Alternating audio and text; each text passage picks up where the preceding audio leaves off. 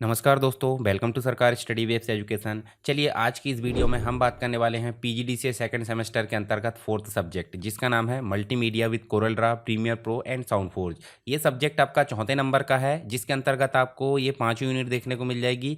और यहाँ पे हम बात करेंगे इसके आईएमपी क्वेश्चन की। तो आईएमपी क्वेश्चन साथ में उसके सॉल्यूशन और आपके एग्जाम में आपको अच्छे से आंसर कैसे लिखना है, सारी चीज़ों के बारे में बात करेंगे यहाँ पे हम विस्तार से। तो वीडियो के अंत तक बने रहिए और वीडियो मैं पहली बार आए हो तो चैनल को सब्सक्राइब कीजिए, वीडियो को लाइक कीजिए और अपने दोस्तों के साथ शेयर कीजिए। उसके पहले हम कुछ चीज़ें जान लेते हैं, उसके बाद हम वीडियो को शुरू करेंगे। तो यहाँ पे आप देखिए वेबसाइट में आपको जाना है सरकार स्टडी वेब्स .com। यहाँ पे आपको देखिए कोर्स नोट्स मिलेगा। यहाँ पे आपको जाना पीजीडीसीए में। पीजीडीसीए में जब जाओगे तो यहाँ पे आपको देखने को मिलेगा पीजीडीसीए सेकंड सेमेस्टर। तो इस सेकंड सेमेस्टर के अंतर्गत जब जाओगे तो यहाँ पे मिलेगा आपको multimedia with Corel Draw Premiere Pro and Sound Forge. इस पर आपको क्लिक करना है। क्लिक करोगे तो इससे रिलेटेड आपको जो है कंप्लीट वीडियो यहाँ पे मिल जाएगा। देखिए यहाँ पे आपको जो है कंप्लीट वीडियो और ओनली जो है कोरल ड्रा का भी देखने को मिल जाएगा, यानी कोरल ड्रा आपको देखने को मिल जाएगा यहाँ पे। तो इसको भी आप जाकर देख सकते हैं, रिवीजन जो वीडियो है दोनों चीज़ मिल जाएगी। तो यहाँ पे 5 यूनिट से रिलेटेड सारी चीज़ है और इसकी पीडीएफ आपको जब नीचे जाओगे तो पीडीएफ भी आपको देखने को मिल जाएगी। तो इस प्रकार आपको ये चीज़ों को फॉलो कर लेना है। टेलीग्राम ज्वाइन कर लीजिए ताकि जितनी भी इंपॉर्टेंट चीज़ें हैं वो आपको मिलते रहे और आने वाले जो भी इंपॉर्टेंट वीडियो हो वो आपको मिलते रहे। तो चलिए यहाँ पे हम जो है एक एक करके सारी यूनिट कवर करेंगे विस्तार से। चलिए multimedia with Corel Premiere and Sound Forge के अंतर्गत पहली यूनिट की अगर बात करें तो यहाँ पे आपको देखने को मिल जाता है कोरल ड्रा का बेसिक। तो यहाँ पे हम पहले बात कर लेते हैं कितनी, यानी टोटल आपको मिल जाएगी 5 यूनिट। 5 यूनिट के अंतर्गत अगर देखें तो 1 से लेकर 3 यूनिट तक आपको मिल जाता है कोरल ड्रा। कोरल ड्रा क्या होता है? ग्राफिक डिजाइनिंग सॉफ्टवेयर है, वेक्टर ग्राफिक्स है, ठीक है। रास्टर और वेक्टर दो चीज़ें हमने पढ़ी थी डीटीपी में। उसके बाद आपको देखने को मिलेगी 4th यूनिट। 4th यूनिट में आपको मिल जाएगा प्रीमियर प्रो। उसके बाद 5th यूनिट की बात करें तो 5th यूनिट में आपको मिल जाएगा साउंड फोर्ज, ठीक है। साउंड फोर्ज बोले तो साउंड एडिटिंग। इसके अलग से हमने मल्टीमीडिया के अंतर्गत जो है एडोब ऑडिशन के बारे में बात करे थे, तो उसको भी आप जाकर देख लेंगे तो आपको बेसिक कॉन्सेप्ट समझ में आ जाएगा साउंड का। तो चलिए सबसे पहले हम बात करते हैं यूनिट फर्स्ट यानी कि कोरल ड्रा के बेसिक्स।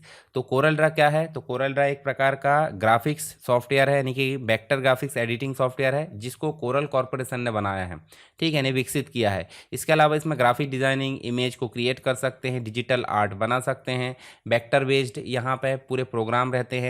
ऑब्जेक्ट जितने भी बनते हैं वो वेक्टर ग्राफिक्स बनाने का काम करते हैं। और ये वेक्टर ग्राफिक्स एक पिक्सल नहीं होते हैं, ये गणितीय गणना यानी कि एक मैथमेटिकल इक्वेशन होती है या फिर एल्गोरिदम हम बोल सकते हैं प्रोग्रामिंग की, उसके तहत इन चीज़ों को बनाया जाता है। इसमें जो बनाई गई इमेज होती है उसको आकार बढ़ाए या घटाए किसी भी प्रकार की कोई परिवर्तन देखने को नहीं मिलता। तो हम यहाँ बात कर लेते हैं वेक्टर की। तो वेक्टर क्या है? वेक्टर एक प्रकार से देखिए ऑब्जेक्ट से मिलकर बनी जो इमेज होती है उसे हम बोल देते हैं वेक्टर ग्राफिक्स। जैसे एडोब इलस्ट्रेटर प्रोग्राम में हमको वेक्टर ग्राफिक्स बनती है। इनकैप्सुलेटेड यानी कि ईपीएस जो फाइल होती है, सीजीएम फाइल होती है, पीडीएफ आप जानते होंगे, SVG scalable vector graphics, CDR जिसको हम बनाएंगे कोरल ड्रा के अंतर्गत। साथ ही इसके अपोजिट में देखने को मिल जाता है जितनी भी फाइल्स हम कैमरे के अंतर्गत कैप्चर करते हैं वो कैसे होती है? ग्रिड फॉर्म में होती है। ग्रिड फॉर्म बोले तो इस प्रकार से ग्रिड फॉर्म में होती है और ग्रिड फॉर्म मतलब पिक्सल से मिलकर बनी होती है। जैसे जैसे हम इसका जो साइज़ है वो बढ़ाएंगे वैसे वैसे पिक्चर की क्वालिटी जो है प्रकार से ये देखिए फटने लगते हैं कैमरे क्वालिटी के हिसाब से। तो यहाँ पे मिल जाती रास्टर ग्राफिक्स। और रास्टर ग्राफिक्स जो होती है यहाँ पे इसकी क्वालिटी एक प्रकार से बढ़ाने और घटाने के हिसाब से चेंज हो जाती है। तो वेक्टर को हम रास्टर में बदल सकते हैं पर रास्टर को वेक्टर में नहीं बदल सकते, तो ये चीज़ ध्यान रखना। अब बात कर लेते हैं कोरल ड्रा के यूज़। तो कोरल ड्रा के यूज़ की अगर बात करें तो इसका मुख्य रूप से उपयोग किया जाता है ग्राफिक डिज़ाइनिंग में। आज की डेट में देखिए ग्राफिक डिज़ाइनिंग का मतलब किसी भी कंपनी का लोगो हम तैयार कर सकते हैं, पोस्टर तैयार कर सकते हैं, बैनर तैयार कर सकते हैं, फ्लेयर्स है, बिजनेस कार्ड है और इससे रिलेटेड सारी चीज़ें किसके अंतर्गत आ जाती है? Graphic designing. प्रिंट मीडिया की अगर बात करें तो हाई क्वालिटी की प्रिंटिंग के लिए वेक्टर जो इमेजेस होती है वो किसके अंतर्गत डिज़ाइन करेंगे? कोरल के अंतर्गत। इसके अलावा वेब से रिलेटेड ग्राफिक्स, भाई सिंपल सी बात है, अगर वेबसाइट है तो वेबसाइट में भी आप देखोगे तो आपको बहुत सारी चीज़ें देखिए ग्राफिक्स देखने को मिल रही जिनकी क्वालिटी हाई लेवल पर होती है, देखिए लोगो वगैरह। तो ये सब वेब डिज़ाइनिंग के लिए भी कोरल की ज़रूरत यहाँ पे पड़ती है, यानी कि वेबसाइट या डिजिटल प्लेटफॉर्म के लिए इमेज तैयार करना। नेक्स्ट अगर देखें तो डिजिटल आर्ट से रिलेटेड, जैसे चित्र बनाना है उसमें कलर फिल करना है, एडिटिंग करना है, ये सारे काम कोरल के द्वारा किया जाएगा। लेआउट डिज़ाइनिंग की अगर बात करें तो मैगज़ीन तैयार करना, मैगज़ीन का लेआउट है, ब्रोशर है, कैटलॉग है, इन सब का लेआउट कोरल के द्वारा तैयार किया जाता है। इमेज कस्टमाइज करने की अगर बात करें तो इमेज में टेक्स्ट को लिखना, कलर फिल करना, कलर में एडिटिंग करना, शेप तैयार करना, इफेक्ट तैयार करना, ये सब जो है कोरल के द्वारा ही किया जाएगा। तो यहाँ पे इसके बारे में अपने हिसाब से आप जो है विस्तार से लिख सकते हैं।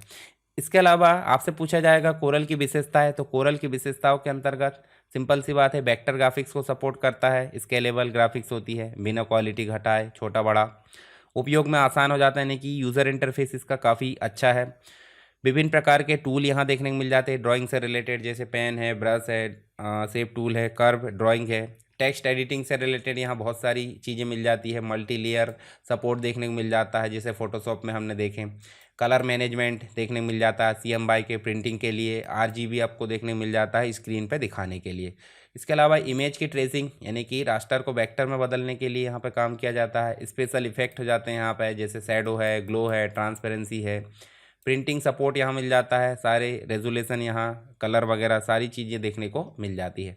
तो यहाँ हमने बात करें कोरल ड्रा के बेसिक, यानी कि कोरल ड्रा क्या है, इसके उपयोग और इसकी विशेषताओं को समझे।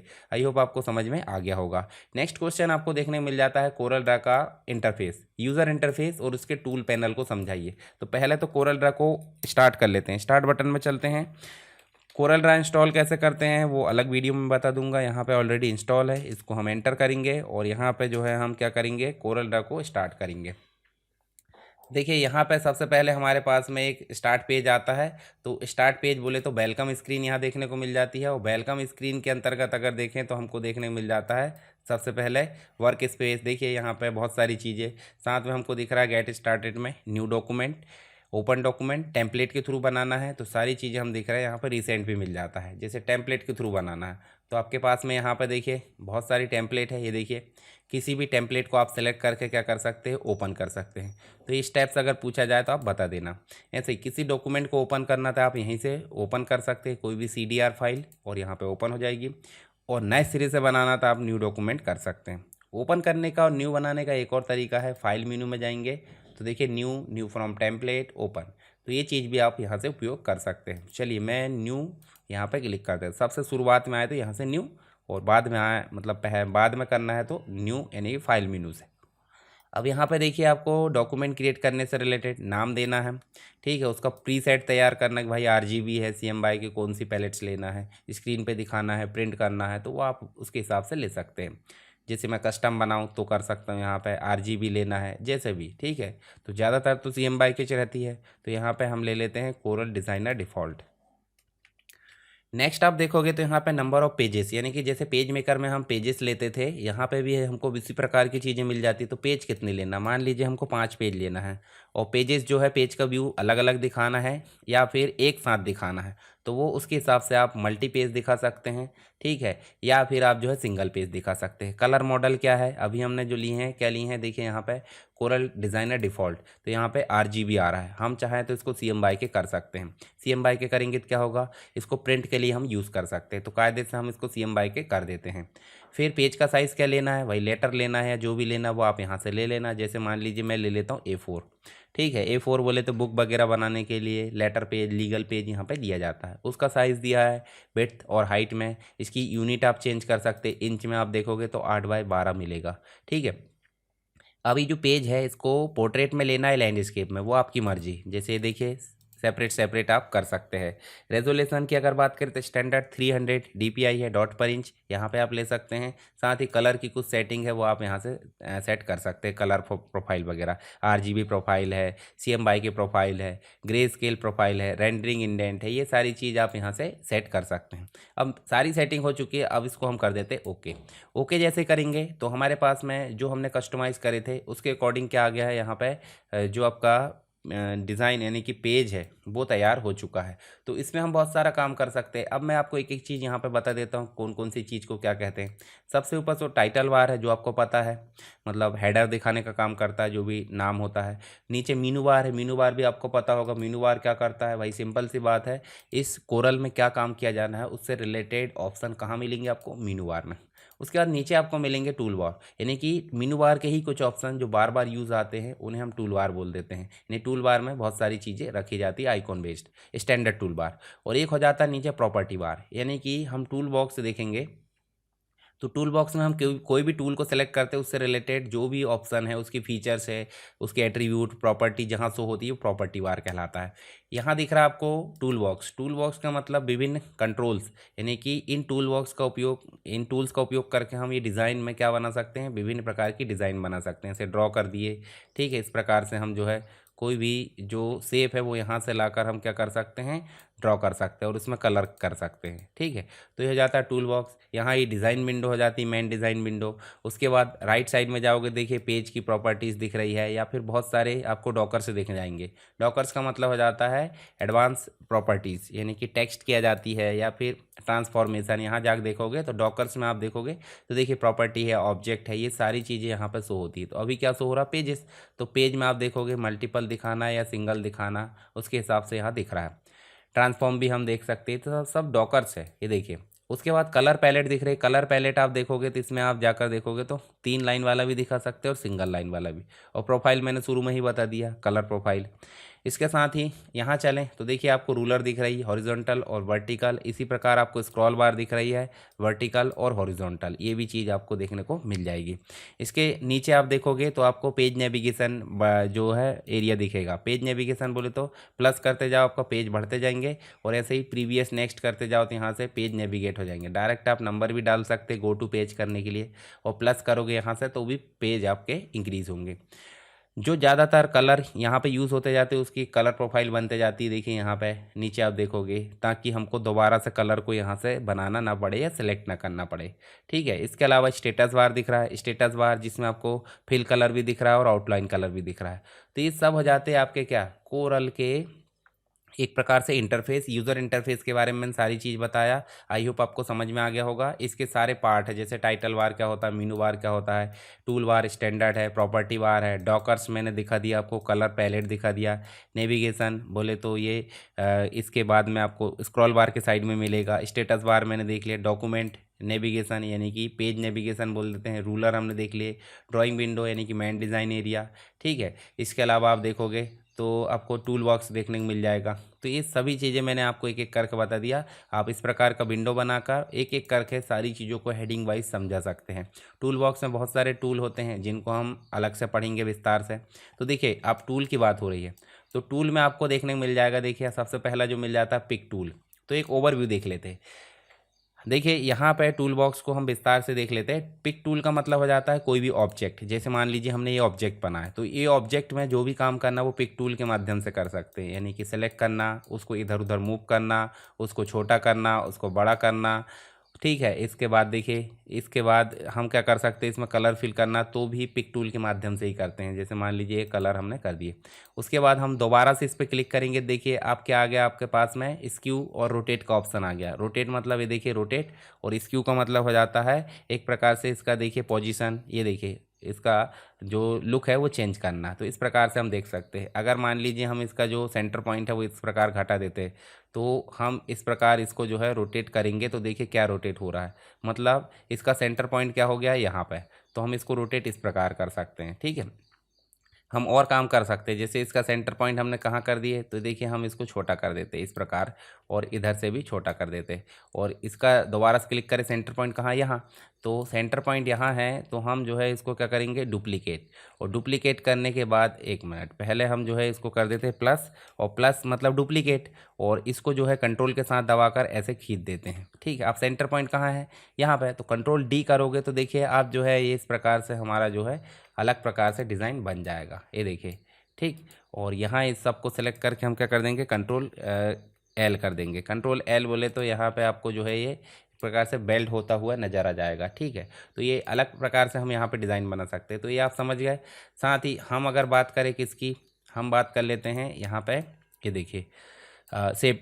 यहाँ नेक्स्ट जो टूल है सेप टूल है। सेप टूल F12 F10 होती है इसकी शॉर्टकट, है ना। यहाँ से इसको देखिए हम जो है इसका शेप चेंज कर सकते हैं शेप टूल के माध्यम से। अगर हम इसके ऊपर राइट क्लिक करते हैं, कन्वर्ट टू कर्व कर देते हैं, तो हम देखिए यहाँ से इसका जो है क्या कर सकते हैं, इसको राइट क्लिक करें, ऐड टू कर्व करें और यहाँ देखिए हम जो है इसको क्या कर सकते हैं, ये देखिए इस प्रकार से हम जो इसका लुक चेंज कर सकते हैं किसके माध्यम से, शेप टूल।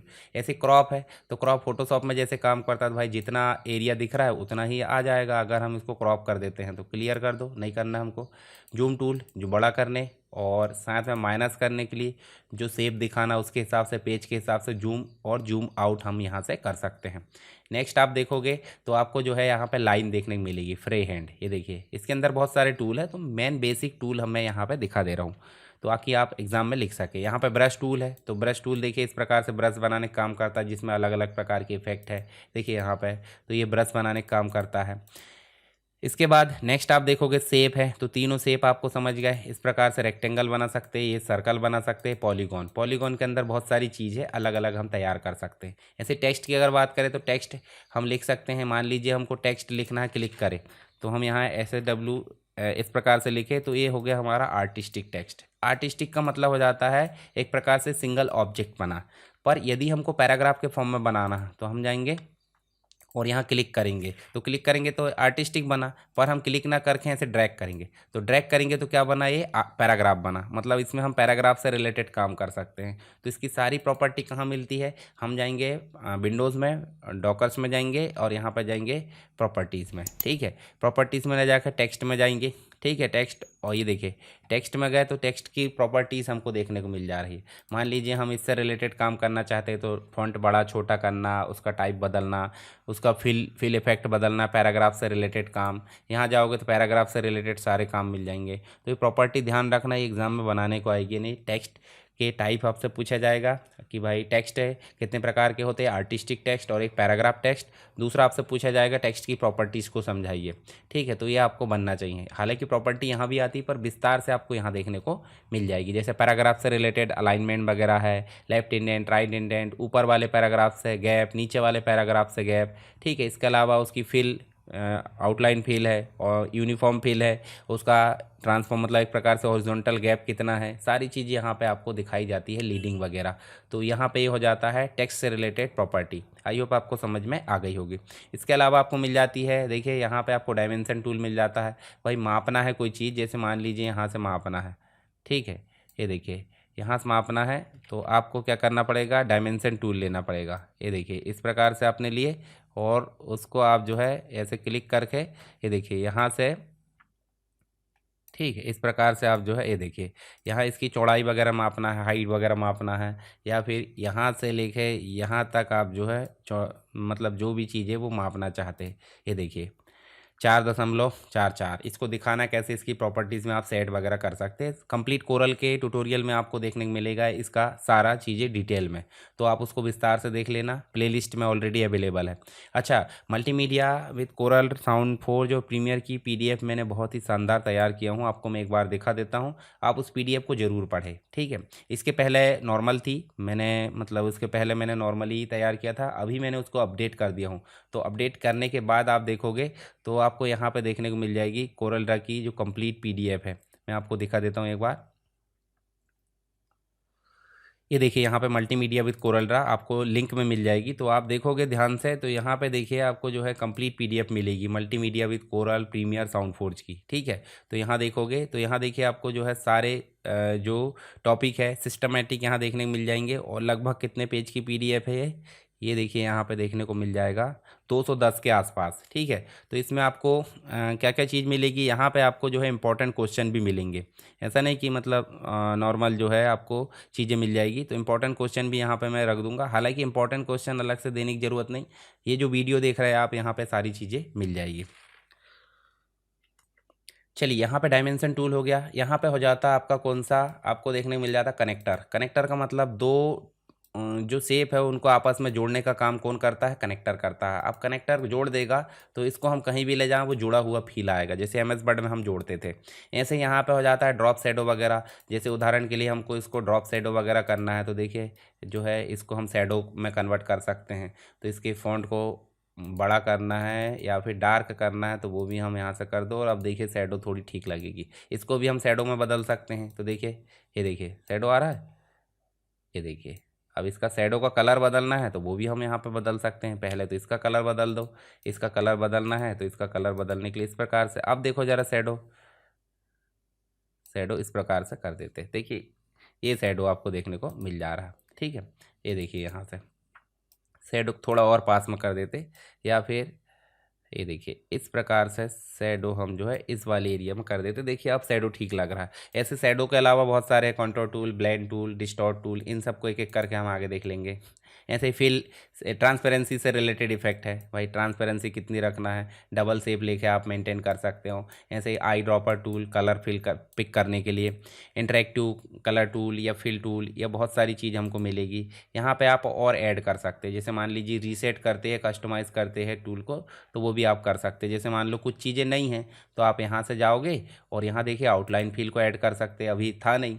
ऐसे ही आप नीचे जाओगे तो फिल टूल आपको देखने को मिलेगा। देखिए फिल टूल में interactive fill tool, mesh tool, ये सारी चीज़ मिलेगी। यहाँ जो भी चीज़ नहीं है उसको आप सेलेक्ट कर सकते हो या फिर आप अपने हिसाब से रीसेट कर सकते हो। ठीक है, तो ये इस प्रकार मैंने जो है इसको कस्टमाइज़ कर दिया। यहाँ पे देखिए फिल टूल, मतलब यहाँ पे आपको क्या देखने को मिल रहा है, आउटलाइन फिल टूल, और यहाँ पे आपको मिल रहा है फिल टूल। ठीक है, फिल में आप जाओगे तो फिल में आप जाओगे, देखिए यहाँ पे बहुत सारे फिल मिलेंगे। ठीक है, जैसे उदाहरण के लिए ये वाला जो ऑप्शन दिख रहा है ना, इस पर क्लिक करूँगा मैं तो यहाँ पे भी आपको देखिए सिंपल सिंगल कलर मिलेगा, ग्रेडियंट कलर मिलेगा, उसके बाद आपको मिलेगा देखिए यहाँ पे वेक्टर पैटर्न। नेक्स्ट आप देखोगे तो आपको मिलेगा बिटमैप पैटर्न, फिर मिलेगा आपको इस प्रकार से देखिए जो लाइंस है अलग अलग प्रकार से उस पैटर्न बनाकर कर सकते हैं। टू कलर का पैटर्न मिलेगा, साथ ही आप देखोगे तो टेक्सचर पैटर्न मिलेगा, और लास्ट में पोस्ट स्क्रिप्ट मिलेगी।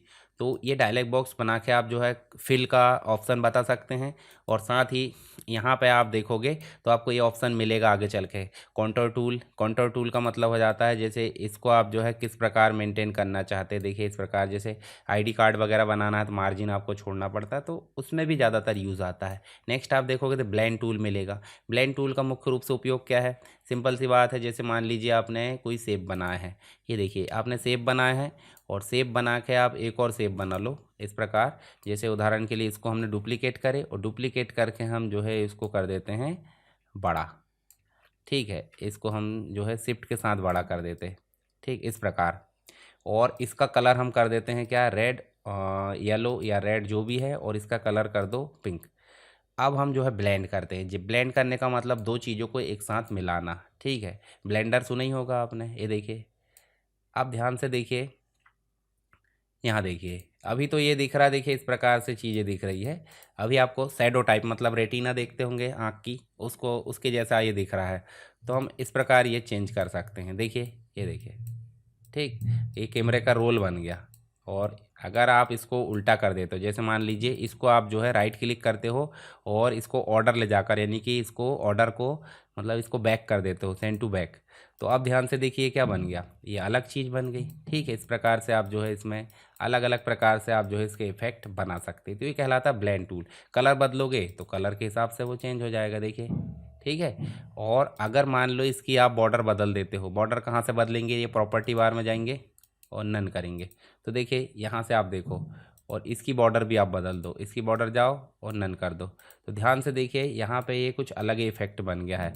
तो इस प्रकार आप जो है चेंज कर सकते हैं, आप कलर बदलोगे और इफेक्ट चेंज होते जाएगा।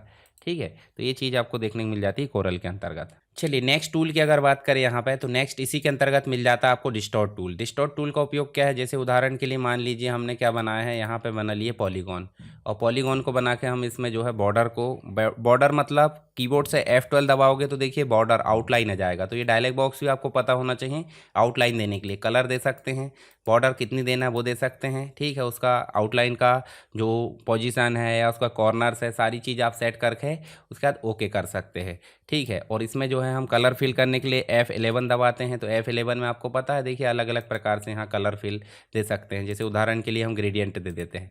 ठीक है, ग्रेडियंट देने के बाद ओके कर देते हैं। अब इसमें जब जाएंगे हम तो यहाँ पे आपको देखने को मिलेगा क्या, डिस्टॉर्ट टूल। डिस्टॉर्ट टूल में जाएंगे, देखिए इसके जो मतलब एक प्रकार से हम जो है क्या चेंज कर सकते हैं, इसका लुक चेंज कर सकते हैं। देखिए इस प्रकार से है, ठीक, ये देखिए ये बन जाता है आपका काउंटर टूल। उसके बाद आप देखोगे तो सॉरी, ये एनवलप मतलब एक प्रकार से डिस्टोर्ट है। एनवलप की अगर बात करें तो एनवलप टेक्स्ट में भी काम आता है और शेप में भी काम आता है। जैसे मान लीजिए से टेक्स्ट है और टेक्स्ट है, टेक्स्ट में अगर हम एनवलप का उपयोग करते हैं तो आप ध्यान से देखिए, जैसे उदाहरण के लिए देखिए हम जो है एनवलप का उपयोग करेंगे तो हम टेक्स्ट को इफेक्टिव बना सकते हैं। ये देखिए इस प्रकार से हम जो है अलग अलग प्रकार से काम कर सकते हैं, ये देखिए। ठीक है, और बीच वाला जो ऑप्शन है उसको हम कम ज़्यादा कर सकते हैं, ये देखिए। जैसा भी मेंटेन करना है ये आपके पास में एरो दे देता है और इस प्रकार से आप एनवलप बना सकते हैं। शेप में बनाना है तो शेप में भी हम बना सकते हैं। मान लीजिए शेप में बनाना है तो शेप में बनाना, बीच वाला ऑप्शन पकड़ देखिए, इस प्रकार से शेप बना सकते हैं envelope type. Next extrude tool मिल जाता है। तो एक्सट्रूड का मतलब क्या हो जाता है, मान लीजिए हमने एक शेप बनाया तो उसको 3D मोड में कैसे कन्वर्ट करना है उसके लिए होता है एक्सट्रूड टूल। तो यहाँ पर चलेंगे हम एक्सट्रूड में और यहाँ चल के हम जो है क्या करेंगे, देखिए इस प्रकार से। और इसका लुक वगैरह हम चेंज कर सकते हैं। देखिए यहाँ से लुक चेंज करने के लिए सारी प्रॉपर्टीज़ डिस्प्ले हो चुकी है। इसके बाद नेक्स्ट आप देखोगे तो ब्लॉक शैडो वगैरह हो जाता है। तो ये सारे जो है एक प्रकार से इफेक्ट है। और फिल इफेक्ट की बात करें तो फिल इफेक्ट मैंने बता दिया ऑलरेडी। यहाँ पे देखिए इस पर क्लिक करोगे तो यहाँ पे फिल इफेक्ट बहुत सारे मिलेंगे, इसका डायलॉग बॉक्स में मिल जाएगा। आउटलाइन मैंने बता दिया हूँ, ठीक है। तो ये हमारे हो जाते हैं पूरे टूल, और टूल से रिलेटेड जो एक्स्ट्रा ऑप्शन वो भी हमने देख लिए। तो देखिए यहाँ पे आपको जो है टूल से रिलेटेड बोले तो पिक टूल समझ में आ गया, शेप टूल। इसके अंदर के हमने ज़्यादा डिटेल में बात नहीं करे, अगर एग्जाम में आया तो आप इतने समझा सकते हैं पिक्चर बनाकर। क्रॉप टूल समझ में आ गया, जूम टूल समझ में आ गया, लाइन है, ब्रश है, रेक्टेंगल है, सर्कल है, पॉलीगॉन है, इसका टेक्स्ट है, आपका डायमेंशन टूल मिल जाता है, ठीक है, कनेक्टर टूल है, इफेक्ट टूल मिल जाता है। उसके बाद आपका जो ट्रांसपेरेंसी टूल है, आई ड्रॉपर मिल जाता है, फिल मिल जाता है, आउटलाइन मिल जाता है। जो सब टूल है इनके बारे में आप डिटेल में यहाँ देख सकते हैं और लिख सकते हैं। डिटेल में भी क्वेश्चन आया था, आप लिख देना, यहाँ शॉर्ट में दिया गया है। उसके बाद वर्क स्पेस और लेआउट फॉर्मेटिंग क्या होते हैं। तो वर्क स्पेस का मतलब समझते हैं। जैसे उदाहरण के लिए मैं हूँ ग्राफिक डिज़ाइनर, तो मैं किस प्रकार का वर्क स्पेस चाहूँगा कि भाई सिस्टमेटिक टूल आ जाए और जो भी चीज़ है मुझे यहाँ इस प्रकार दिख जाए, तो मुझे उस प्रकार का जो है वर्क स्पेस चाहिए। तो मैं विंडो में जाऊँगा, वर्क स्पेस में जाऊँगा, देखिए यहाँ पे ऑलरेडी बने बनाए हैं। जैसे light work space, light work space में क्या होगा, देखिए टूल बॉक्स इस प्रकार दिख गया है। और मैं इसको अगर राइट क्लिक करूँगा तो देखिए यहाँ पे मुझे बहुत सारे ऑप्शन मिलेंगे। तो कस्टमाइज़ करके मैं टूल बॉक्स जो है उसके आइटम को मीडियम कर देता हूँ, मीडियम कर दूंगा, देखिए टूल बॉक्स के आइटम बड़े दिखने लगे। तो इस प्रकार हम जो है अलग अलग मतलब वर्किंग के हिसाब से इसके जो लुक है उसको चेंज कर सकते हैं। तो यहाँ पे आपको देखने को मिलेगा वर्क स्पेस, लाइट है, डिफ़ॉल्ट है, टच है, ठीक है। टच से रिलेटेड ग्राफिक्स टैबलेट कोई काम करना चाहता है, स्पेशली अगर कोई काम करना चाहता है इलस्ट्रेशन से रिलेटेड, पेज लेआउट से रिलेटेड, या फिर एडोब इलस्ट्रेटर, कोई वर्क स्पेस इंपोर्ट भी करा जा सकता है और एक्सपोर्ट भी, ठीक है। या फिर वर्क स्पेस डिलीट करना तो वो भी काम कर सकते हैं। न्यू बनाना तो न्यू आप बनाओगे, नाम दोगे, किस प्रकार से किसके अंदर बनाना है वो आप दे सकते हैं यहाँ पे। तो यहाँ पे आप ये सेट कर सकते हैं, डिस्क्रिप्शन दे सकते हैं और ओके कर दोगे तो आपका एक नया वर्क स्पेस कहाँ ऐड हो जाएगा, यहाँ लाइन से ऐड हो जाएगा। तो उसको भी आप सेलेक्ट कर सकते हैं। तो ये हो जाते हैं आप वर्क स्पेस, अलग अलग प्रकार से वर्किंग के हिसाब से ये बने होते हैं। आई होप आपको समझ में आ गया होगा। देखिए वर्क स्पेस मतलब एनवायरनमेंट जिसमें हम जो है अलग अलग प्रकार से देखिए विंडो में जाकर उसको सेट कर सकते हैं, न्यू कर सकते हैं, डिलीट, इंपोर्ट और एक्सपोर्ट, ठीक है। तो इनके बारे में आप देख लेना। लेआउट फॉर्मेटिंग की अगर बात करें तो लेआउट फॉर्मेटिंग मतलब पेज फॉर्मेटिंग, तो इसको भी समझते हैं। जब हम पेज बना रहे होते हैं तो शुरू में हमको पता था कि हमने A4 लेना है या कौन सा लेना है। जब बाद में बन जाता है उसके बाद अगर फॉर्मेटिंग करना था हम लेआउट में जाएंगे। यहाँ पे आपको देखने को मिलेगा, देखिए बहुत सारी चीज़ मिलेगी। लेआउट फॉर्मेटिंग में इंसर्ट है, डिलीट है, ये तो कॉमन चीज़ है कि पेज लाते कैसे और डिलीट कैसे करते हैं। हमने यहाँ से भी लाए थे, प्लस लाए या फिर राइट क्लिक करें तो देखिए ये ऑप्शन आ रहा है, ठीक है। तो ये हो जाता है लेआउट की फॉर्मेटिंग। और यहाँ पे अगर देखें तो नीचे आपको और ऑप्शन मिलेंगे। जो ओरिएंटेशन है, पोर्ट्रेट, लैंडस्केप चेंज करना। डॉक्यूमेंट के ऑप्शन में चलते हैं। डॉक्यूमेंट ऑप्शन में चलोगे तो देखिए लेआउट से रिलेटेड बहुत सारे काम यहाँ पे मिलेंगे। भाई आपको पेज कैसे दिखाना है, इनहेंस दिखाना है, वायर्ड फॉर्म में, नॉर्मल में, तो इनहेंस ज़्यादा बेस्ट है। पेज का व्यू कैसा रहेगा, सिंगल रहेगा या मल्टीपल रहेगा, ठीक है। इस प्रकार आप दिखा सकते, बोले 4 पेज अलग अलग विंडो में दिख रहा है पर आप चाहते एक ही विंडो में 4 दिखे, तो उसके लिए आप मल्टीपल कर देना। उसके बाद डुप्लीकेट अगर करना है तो उसका ऑफसेट क्या रहेगा, पेज का साइज़ A4 रहेगा या क्या रहेगा, ठीक है। उसकी हाइट और विड्थ है, इंच में लेना कैसे लेना, रेजोल्यूशन कितना लेना है, ब्लीड साइज़ कितना लेना है, यानी कि काटने के बाद जो एरिया बच जाता है उसको ब्लीडिंग एरिया बोल देते हैं। उसके बाद लेआउट, लेआउट में आपको फुल पेज रखना है, बुक के लिए रखना है, बुकलेट है, ये देखिए दोनों साइड फोल्ड साइज या जो भी है वो आपको रखना है, वो आप हिसाब से चेंज कर सकते हैं। फेसिंग पेज लेना है, यानी कि एक पेज के सामने दूसरा रहना चाहिए। बैकग्राउंड लेना है, नहीं लेना है, ठीक है। बैकग्राउंड देना है तो सॉलिड बैकग्राउंड कर दो, नॉर्मली इस प्रकार से हम बैकग्राउंड दे सकते हैं, कोई भी। नहीं लेना तो नो बैकग्राउंड कर दो। ऐसे पिक्चर ला सकते हैं बैकग्राउंड में, बिट मैप सेलेक्ट करके नो बैकग्राउंड कर दो। गाइडलाइन कैसे लेना है भाई, ग्रीन लाइन में आना चाहिए या ब्लू लाइन में या फिर जैसा भी, हॉरिजॉन्टल में। देखिए ये सारी ग्रिड लाइन और गाइड लाइन है। उसके बाद आपको ग्रिड लाइन देखने को मिल जाती है। ग्रिड लाइन मतलब जो भी शेप हम ले रहे हैं वो लाइन से आना चाहिए, उसके लिए ग्रिड लाइन का उपयोग किया जाता है। उसके बाद रूलर की अगर बात करें तो रूलर में आपको देखने मिल जाएगी रूलर, ये दिख रही है। रूलर जो होती है अलाइनमेंट मेंशन करने के लिए या मार्जिन वगैरह के लिए यहाँ पर काम आती है। फिर बाद में सेव का ऑप्शन है। तो ये हो जाते हैं लेआउट की फॉर्मेटिंग। तो इनमें से आप एक दो डायलॉग बॉक्स बना दीजिए, जैसे पेज साइज़ वाला तो आपको पता ही होगा, बार बार हम MS वर्ड में भी देखते आए हैं, फोटोशॉप में भी देखें, पेज मेकर में भी देखें, तो कोरल में भी आप बना दोगे, ठीक है। लगभग लगभग आपको सेम मिलेगा, ऑप्शन तो सेम मिलेंगे, लुक थोड़ा सा चेंज हो जाता है। तो ये हो जाता है आपका लेआउट की फॉर्मेटिंग। लेआउट फॉर्मेटिंग के अंतर्गत आपको पेज का size, margin, column, line spacing, text, ठीक है। इसके अलावा आपको ग्रिड और गाइड, इन सब की चीज़ें देखने को मिल जाएगी। चलिए अब बात कर लेते हैं ऑब्जेक्ट क्रिएशन के स्टेप्स। तो ऑब्जेक्ट कैसे बनाते हैं भाई, सिंपल सी बात, आपको कहाँ जाना है, कोरल में। हाँ कोरल में जाना है। कोरल में जाने के बाद आपको कहाँ जाना है, कोई भी पेज में गए और टूल बॉक्स से कोई भी शेप को सेलेक्ट करें यहाँ से। और इस शेप को सेलेक्ट करने के बाद आप देखिए, अच्छा ये जो है लाइट वाला वर्क स्पेस, यहाँ पे आपको देखने मिलेगा कि जब भी आप रेक्टेंगल सेलेक्ट करते हो तो आपको किस प्रकार सेलेक्ट करना है और किस प्रकार ड्रॉ करना है, सारे हिंट आपको मिल जाएंगे। तो हमने डायरेक्टली यहाँ पे ड्रॉ करे और ड्रॉ करने के बाद हम जो है इसमें कलर कर दिए, ठीक है। इसमें 3 लाइन का कलर पैलेट दिख रहा है। उसके बाद हम फिर से शेप भी ले सकते हैं। अब देखिए लाइट लिए थे तो लाइट में आपको जो टूल बॉक्स है वो सारे टूल्स नहीं मिलेंगे, ठीक है। प्लस दबाकर आप चाहे तो ला सकते हैं। रीसेट करके देख लो भाई, रीसेट करोगे तो रीसेट करने के बाद आप देखिए सारे टूल्स यहाँ पे देखने को मिल जाएंगे। ये देखिए अभी भी कुछ मिसिंग है। चलिए मैं इसको जो है कस्टमाइज़ करके टूल बॉक्स की जो बटन साइज़ है, देखिए बटन साइज़, इसको टूल बॉक्स के ऑप्शन में जाकर लार्ज कर देते हैं। तो देखिए बड़े बड़े दिखने लगे। यहाँ से जाओगे तो सभी को सेलेक्ट कर दो, जैसे वर्चुअल सेगमेंट है, देखिए जितनी भी हमको ज़रूरत है वो सब हम यहाँ से सेलेक्ट कर सकते हैं, ठीक है। तो अपने हिसाब से आप कर लेना। चलिए ये तो हो गया ऑब्जेक्ट बनाने का, आप कोई भी चीज़ सेलेक्ट करके यहाँ से ऑब्जेक्ट तैयार कर सकते हैं। इसके अलावा इसके स्टेप्स आपको लिखना है। देखिए ऑब्जेक्ट मतलब पिक टूल। अब इसके बाद आप जो है कैसे मेंटेन कर सकते हैं, पिक टूल से आप इसको छोटा बड़ा कर सकते हो। तो देखिए शेप, जैसे आपने पिक टूल सेलेक्ट करे तो उससे रिलेटेड आपको हिंट दिया है ये कि भाई छोटा बड़ा करना है, ठीक है, ड्रैग एंड ड्रॉप करना है, ये सारे काम स्क्यू वगैरह करना है, रोटेट करना है। तो किसके माध्यम से करा जा रहा है, ये पिक टूल के माध्यम से। इसके बाद है शेप टूल के माध्यम से आकृति हम बदल देते हैं। शेप टूल सेलेक्ट करें तो देखिए यहाँ से हम जो है देखिए आकृति बदल दे रहे हैं। यहाँ से भी जाओगे तो इसकी आकृति भी हम बदल सकते हैं, ये देखिए इस प्रकार से।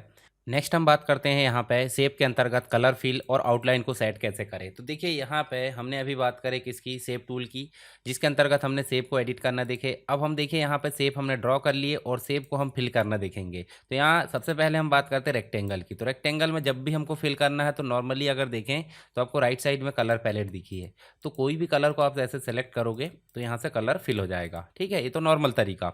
इसके अलावा आप जो है नीचे आपको देखिए एक बटन दिख रही होगी स्टेटस बार में, ये देखिए फिल कलर की, इस पर भी क्लिक करोगे तो यहाँ आपको जो है डायलॉग बॉक्स मिलेगा। ये डायलॉग बॉक्स आपको कीबोर्ड से F11 दबाते हो तब भी मिल जाता है। तो यहाँ सॉलिड फिल कलर है, देखिए यहाँ नन है, यहाँ सॉलिड फिल कलर है, यानी कि सिंगल कलर। मल्टीपल बोले तो ग्रेडियंट कलर आप बना सकते हैं। यहाँ देखिए जो भी आपको सेलेक्ट करना है इस प्रकार आप सेलेक्ट करें और ओके करें।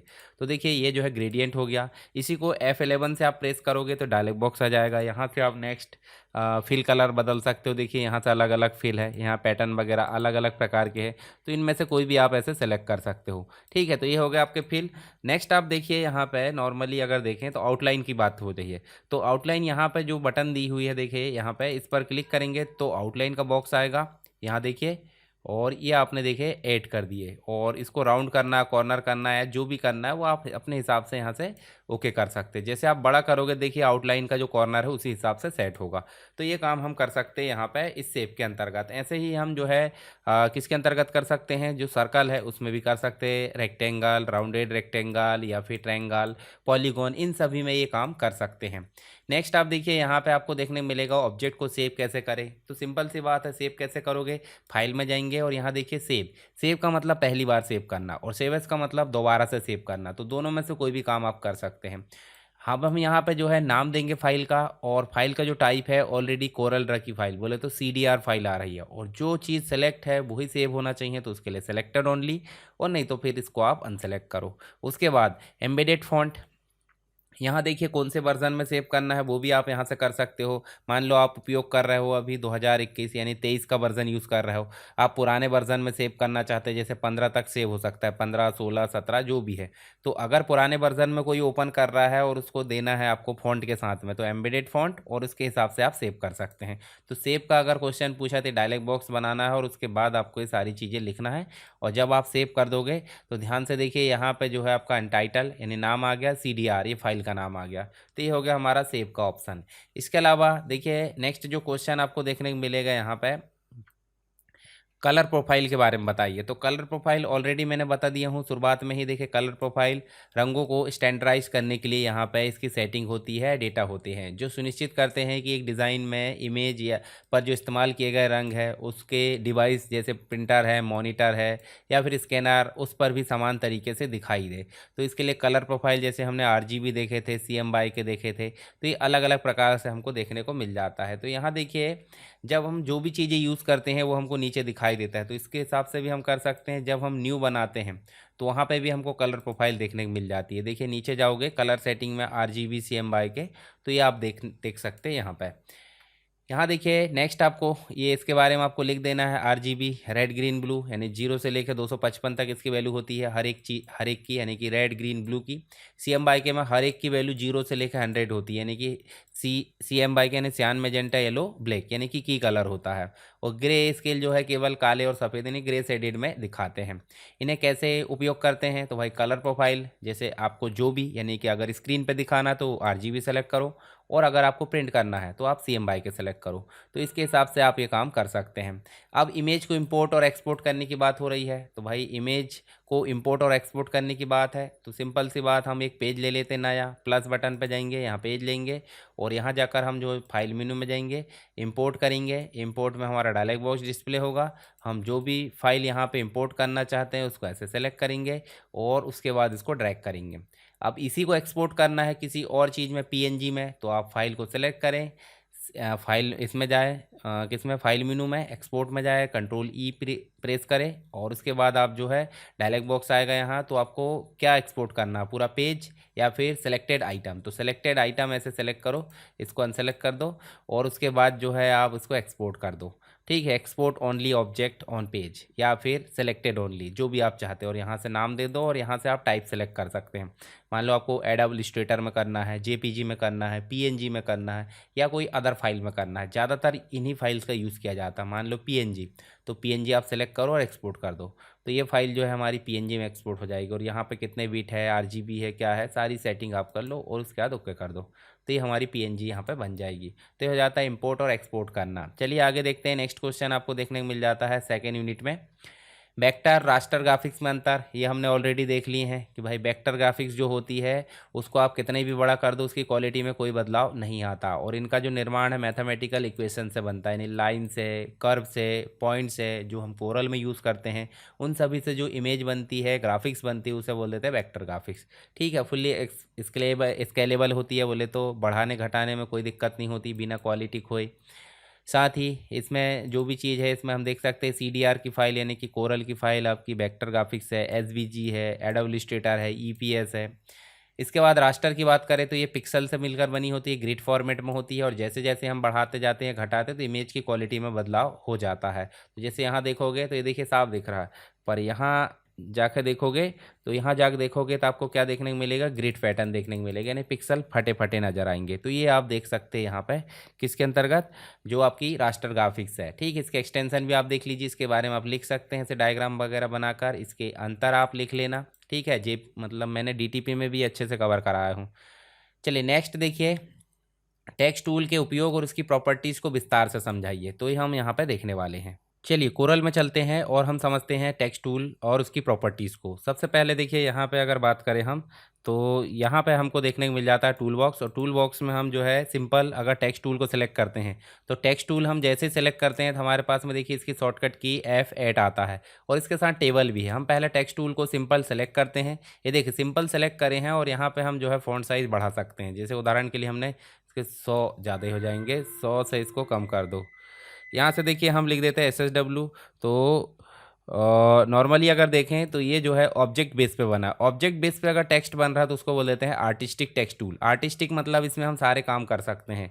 जैसे हम इसमें ऑब्जेक्ट जैसे अगर कन्वर्ट करते हैं, जैसे कन्वर्ट टू पैराग्राफ करे, कन्वर्ट टू कर्व कर ले, तो यहाँ पे जो है यहाँ इसको जो है देखिए कन्वर्ट टू कर्व कर लिए, और कर्व करने के बाद हम सेव टूल अगर सेलेक्ट करेंगे तो हम इसको अपनी मर्जी से अपने हिसाब से देखिए इसको हम एडजस्ट कर सकते हैं। तो ये हो जाता है एक प्रकार से आर्टिस्टिक टेक्स्ट टूल। ये देखिए ठीक है, ये आर्टिस्टिक टेक्स्ट टूल है। और एक और मैं बताता हूँ आपको कौन सा, पैराग्राफ टेक्स्ट टूल। ठीक है, अब देखिए यहाँ पे इसको हम जो है राइट क्लिक करेंगे तो इसको ब्रेक भी कर सकते हैं, कर्व कर सकते हैं, देखिए क्लोज कर्व, या जो भी हमको करना है सारे काम हम इसमें कर सकते हैं। फिल करना है या जो भी करना है तो हम यहाँ पे ये सारे काम कर सकते हैं।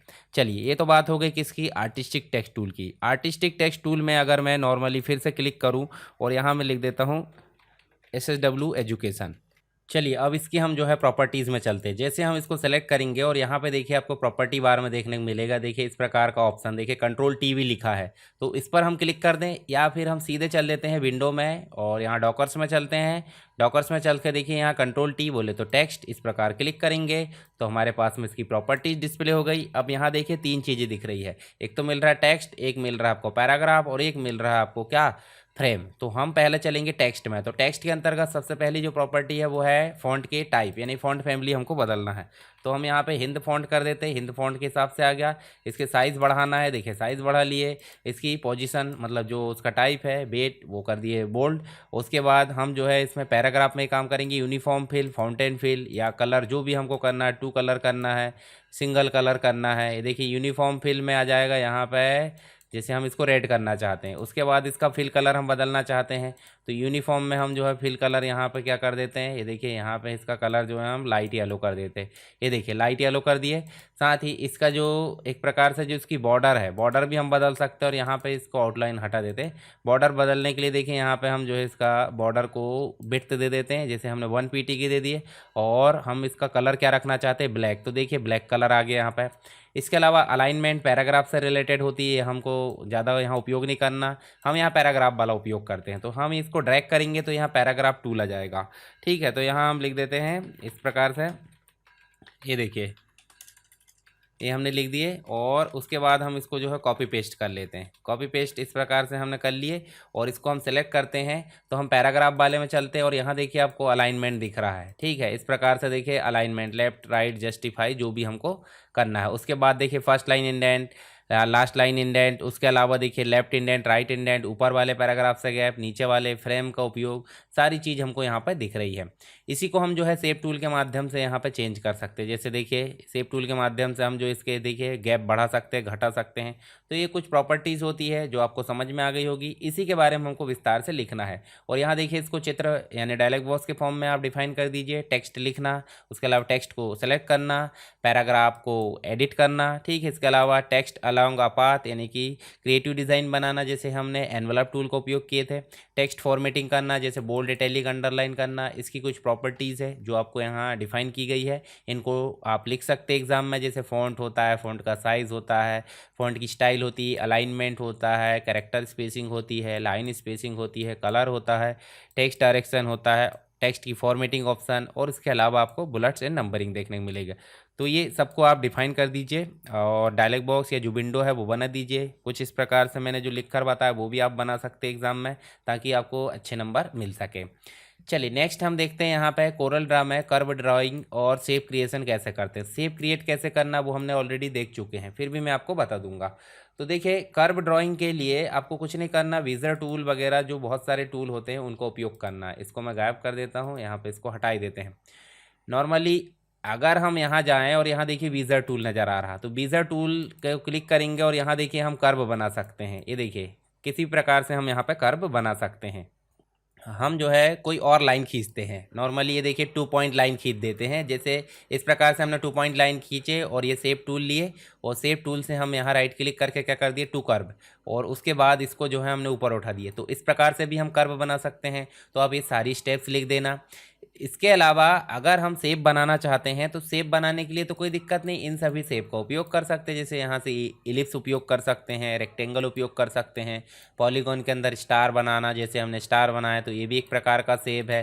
ठीक है, इस प्रकार से इसमें अगर हमको देखिए एंगल बढ़ाना है तो देखिए एंगल बढ़ा दिए। एंगल को अंदर की साइड रखना है या बाहर के साइड रखना है वो भी हम यहाँ पे मेंटेन कर सकते हैं। ठीक है, इसको इधर उधर मूव कराना यानी कि फ्लिप हॉरिजॉन्टल वर्टिकल कराना, सारे काम हम कर सकते हैं। तो ये हो जाते, इसके स्टेप्स लिख देना कि भाई Bezier tool, pen tool, freehand tool से हम क्या बना लिए, कर्व बना सकते हैं। बीजर टूल से कैसे बनाना है इसकी स्टेप्स पूरी लिखना आपको। शेप क्रिएट कैसे करना है तो वो हमने ऑलरेडी देख चुके हैं, तो इसको भी आप स्टेप बाय स्टेप लिख देना। इस प्रकार की ड्राइंग बना देना अपने एग्जाम में। नेक्स्ट हमारा जो क्वेश्चन है वो कलर इफेक्ट है। कलर इफेक्ट हमने ऑलरेडी देखे, स्पेशल इफेक्ट भी देख लिए। कैसे, कलर इफेक्ट में हमने ये सारे इफेक्ट देख लिए। चलिए एक बार और मैं आपको दिखा देता हूँ। उदाहरण के लिए हमने ये शेप सेलेक्ट करे, शेप सेलेक्ट करे और कीबोर्ड से F11 दबाना, या फिर आप देखिए यहाँ पे इसको क्लिक करोगे तो यहाँ पे आपको कलर इफेक्ट आ जाएंगे। सिंगल कलर, उसके बाद ग्रेडियंट कलर। ग्रेडियंट कलर कैसे रखना है, देखिए 2 कलर दिए यहाँ पे, इसको सेलेक्ट करें और यहाँ से आप जाकर कलर बदल सकते हैं। मान लो मैं इसका कलर कर देता हूँ ब्लू, तो ब्लू हो गया एक तरफ, और उसके बाद इधर का कलर मैं बदलना चाहता हूँ, जैसे यहाँ क्लिक किया तो यहाँ से मैं इसकी ट्रांसपेरेंसी सारी चीज़ में सेट कर सकता हूँ। ये देखिए, ठीक है। अब यहाँ देखिए इसको क्लिक करेंगे, ट्रांसपेरेंसी कितनी रखना है वो भी आप यहाँ से सेट कर सकते हो। ट्रांसपेरेंसी का मतलब हो जाता है हाई, मतलब एक प्रकार से जो ओपेसिटी है वो कम दिखना। और ये वाले पॉइंट से हम जो है इसके यहाँ देखिए ब्लू और पिंक की जो रेंज है उसको घटा भी सकते हैं और बढ़ा भी सकते हैं। चलिए, ये तो बात हो गई किसकी, एक प्रकार से फिल की। देखिए इसके एंगल को भी हम सेट कर सकते हैं। यहाँ जाओगे तो हम देखिए इसमें जो है अलग अलग प्रकार के इफेक्ट दिख रहे हैं। देखिए ये देखिए यहाँ पे जाओगे ईंट वाला इफेक्ट दिख गया। अब ये ईंट वाला इफेक्ट है, हम इसको भी घटा बढ़ा सकते हैं। मतलब यहाँ से भी हम जो है कम ज़्यादा कर सकते हैं, ब्लेंड, ट्रांजिशन, या फिर यहाँ से देखिए हमारे पास में बहुत सारे ऑप्शन दिए हैं। इनमें से हम सेलेक्ट करके क्या कर सकते हैं, जो कंटेंट है उसके अकॉर्डिंग यहाँ से जो एक प्रकार से ऑप्शन है उसको सेलेक्ट कर सकते हैं। चलिए, ये तो बात हो गई किसकी। यहाँ देखिए इसको हम जो है छोटा कर देते, जैसे यहाँ जाएं और इसको हम छोटा कर देते हैं तो देखिए जो टाइल्स है, जो आपकी देखिए ब्रिक्स है या जो ईंट हम बोलते हैं जिसे, उसको हम जो है छोटा बड़ा कर सकते हैं अपने हिसाब से। देखिए किस प्रकार आप रखना चाहते हैं वो आपके ऊपर डिपेंड करता है। ठीक है, समझ गए। चलिए अभी एक और चीज़ है, जैसे उदाहरण के लिए हम इसको सेलेक्ट करते हैं और इसमें शैडो वगैरह लाना चाहते थे, ऑलरेडी मैंने बता दिया हूँ। देखिए शैडो कैसे लाते, इस प्रकार आप खींचो, देखिए शैडो आ गई। ऐसे ही आप जो है ब्लेंड टूल का उपयोग कर सकते हो, कॉन्टोर का उपयोग कर सकते हो, डिस्टॉर्ट का, एनवलप का, एक्सट्रूड का, ये सारी चीज़ें हम यहाँ से कर सकते हैं। तो यही हो जाते हैं, इन्हीं का एक एक करके उपयोग करोगे आप तो ये हो जाते हैं आपके कलर इफेक्ट और ये हो जाते हैं आपके स्पेशल इफेक्ट। तो इनको आप जो है उपयोग करके देखिए। हमने शुरुआत में ही सारी चीज़ें देख ली है ताकि आपको आगे चल के किसी भी प्रकार की प्रॉब्लम ना आए। ठीक है, जैसे कंट्रोल टूल देख लिए हमने, एनवलप भी देख लिए, इसके साथ ही आप जो है ब्लेंड टूल का उपयोग करना देख लिए हमने। टेक्स्ट इफेक्ट की बात करें तो टेक्स्ट को सेलेक्ट करके टेक्स्ट में अलग अलग प्रकार से कलर करना, फाउंटेन, टेक्स्ट को फिल करना। ठीक है, इसके अलावा देखिए ड्रॉप शैडो का उपयोग करना, कॉन्टोर का, एनवलप टूल का, ये सारी चीज़ भी हमने पहले भी देख चुके हैं। अगर आपसे पूछा जाता है एग्जाम में कि कोरल ड्रा में इमेज को कैसे इंपोर्ट करते हैं तो अभी इसके पहले ही मैंने बताया था। सिंपल आपको जाना फाइल मेनू में, इंपोर्ट यानी कंट्रोल आई पर क्लिक करना है और आपको जो भी इमेज पसंद है उसको ऐसे सेलेक्ट करना है, उसको लाकर ऐसे माउस से ड्रॉ करना है तो आपके डिज़ाइन है उसमें इमेज इंपोर्ट हो जाएगी। इसके बाद यही स्टेप्स आपको लिखना है डायलॉग बॉक्स के साथ में, स्टेप बाय स्टेप किस प्रकार काम करें। ये सारी पीडीएफ मैंने टेलीग्राम में डाल दिया हूँ, आप टेलीग्राम चैनल ज्वाइन कर लीजिए, वहाँ पर सारी चीज़ मिल जाएगी। चलिए अगला जो क्वेश्चन है वो हमको देखने को मिल जाता है यूनिट 3 के अंतर्गत, मतलब यूनिट 1 से लेकर यूनिट 3 तक हमको मिल जाता है कोरल के सारे क्वेश्चन, यानी कि लगभग 14-15 क्वेश्चन हम यहाँ पे हल करेंगे कोरल के, ताकि एग्जाम में जब आपके 6 क्वेश्चन आएंगे तो 15 क्वेश्चन में से 6 क्वेश्चन आप आसानी से सॉल्व कर पाएंगे। तो यहाँ पे एडवांस कोरल टेक्निक जिसके अंतर्गत ग्रिड और रूलर्स का उपयोग किया गया है। तो अगर बात करें ग्रिड का तो ग्रिड एक ग्राफिकल नेटवर्क है, यानी चौकोर जाली वाली लाइन है, जैसे आप देखोगे एक्सेल के सेल जैसे दिख रही है, जो आपकी डिज़ाइन में दिखता है। और डिज़ाइन के जितने भी एलिमेंट होते हैं वो अलाइन मेंटेन करते हैं, मतलब यहाँ से इस शेप की अलाइन में अगर ये शेप चाहिए तो हमने क्या लाया, यहाँ पे ग्रिड लाए हैं। तो ग्रिड का काम क्या हुआ, अलाइनमेंट मेंटेन करना, यानी कि एक शेप को दूसरे शेप से अलाइन में रखने के लिए क्या करती ग्रिड। और अगर बात करें हम रूलर की, तो रूलर स्क्रीन के ऊपर बाएं और दाएं यानी कि हॉरिजॉन्टल और वर्टिकल रूप में मेजरमेंट के लिए यहाँ उपयोग होती है, यानी ऑब्जेक्ट की स्थिति और साइज़ को मापने के लिए सेट की जाती है। रूलर में आप गाइडलाइन भी खींच सकते हैं ताकि डिज़ाइन में सटीकता हो। तो देखिए गाइडलाइन इस प्रकार से दिखती हैं, पर ग्रिड लाइन आपकी एक्सेल के चौकोर सेल दिखते हैं। इसके बाद ग्रिड और रूलर का प्रयोग क्यों और कैसे किया जाएगा भाई? प्रिसाइज अलाइनमेंट यानी सटीक अलाइनमेंट के लिए किया जाता है, लेआउट डिज़ाइन में सहायता के लिए, गाइडलाइंस बनाने के लिए, डिज़ाइन में टाइम बचाने के लिए। तो इन सभी चीज़ के लिए क्या किया जाता है? ग्रिड और रूलर्स का उपयोग किया जाता है। इसके साथ ही नेक्स्ट आपसे पूछा गया इमेज की ट्रेसिंग क्या होती है। ट्रेसिंग का मतलब सिंपल कि भाई जो रास्टर ग्राफिक्स होती है, ख़राब क्वालिटी की जो इमेज होती है, जेपीजी, पीएनजी, बीएमपी, उन सभी को उठाकर वेक्टर में कन्वर्ट करना ताकि इमेज की क्वालिटी बढ़ सके और उसको हम प्रिंटिंग में यूज़ कर सके। यानी कि वेक्टर इमेज बोले तो गणितीय सूत्र यानी मैथमेटिकल इक्वेशन से बनी होती है और ये बिना क्वालिटी खो यानी कि स्केलेबल वेक्टर ग्राफिक्स के फॉर्म में कन्वर्ट हो जाती है। तो इसी को हम उपयोग करते हैं। यहाँ पे इसके ट्रेसिंग के फ़ायदे आप पढ़ लेना, ठीक है, जो मैंने बताया अभी। और इसके लिए हम फाइल में जाते हैं और इंपोर्ट करते हैं एक पिक्चर को। मान लीजिए हमने पिक्चर इंपोर्ट कर लिया और पिक्चर इंपोर्ट करने के बाद हम कहाँ जाएंगे? इमेज की ट्रेसिंग में जाएंगे। और इमेज की ट्रेसिंग आपको कहाँ मिलेगी? यहाँ देखिए इमेज की ट्रेसिंग आपको मिल जाएगी। ये मैं हटा देता हूँ, ये कर्व भी हटा देता हूँ। यहाँ चलते अभी हम इसको बड़ा करेंगे। देखिए पिक्सल क्वालिटी फट चुकी है, पर हम चाहते हैं इमेज की ट्रेसिंग करें। तो जैसे हम नॉर्मली जाएंगे यहाँ पे और बिटमैप में जाएंगे तो आपको दिखेगा एक क्विक ट्रेस करेंगे और ऐसे साइड में हम इसको लेकर छोड़ेंगे। तो देखिए इसी की डुप्लीकेट बन चुकी है। अब हम जो है थोड़ा सा यहाँ पे इसको बड़ा करते हैं।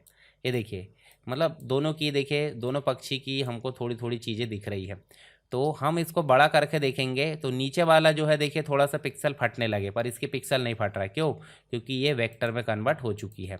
तो जब भी हम कोई इमेज को रिपेयर करना चाहते हैं तो हम उसका उपयोग करते हैं इमेज ट्रेसिंग के लिए। बिट मैप में जाएंगे, देखिए आउटलाइन ट्रेसिंग में भी ऑप्शन है, सेंटर लाइन में भी है। तो हम आउटलाइन में चलिए, क्या है ये? क्लिप आर्ट है।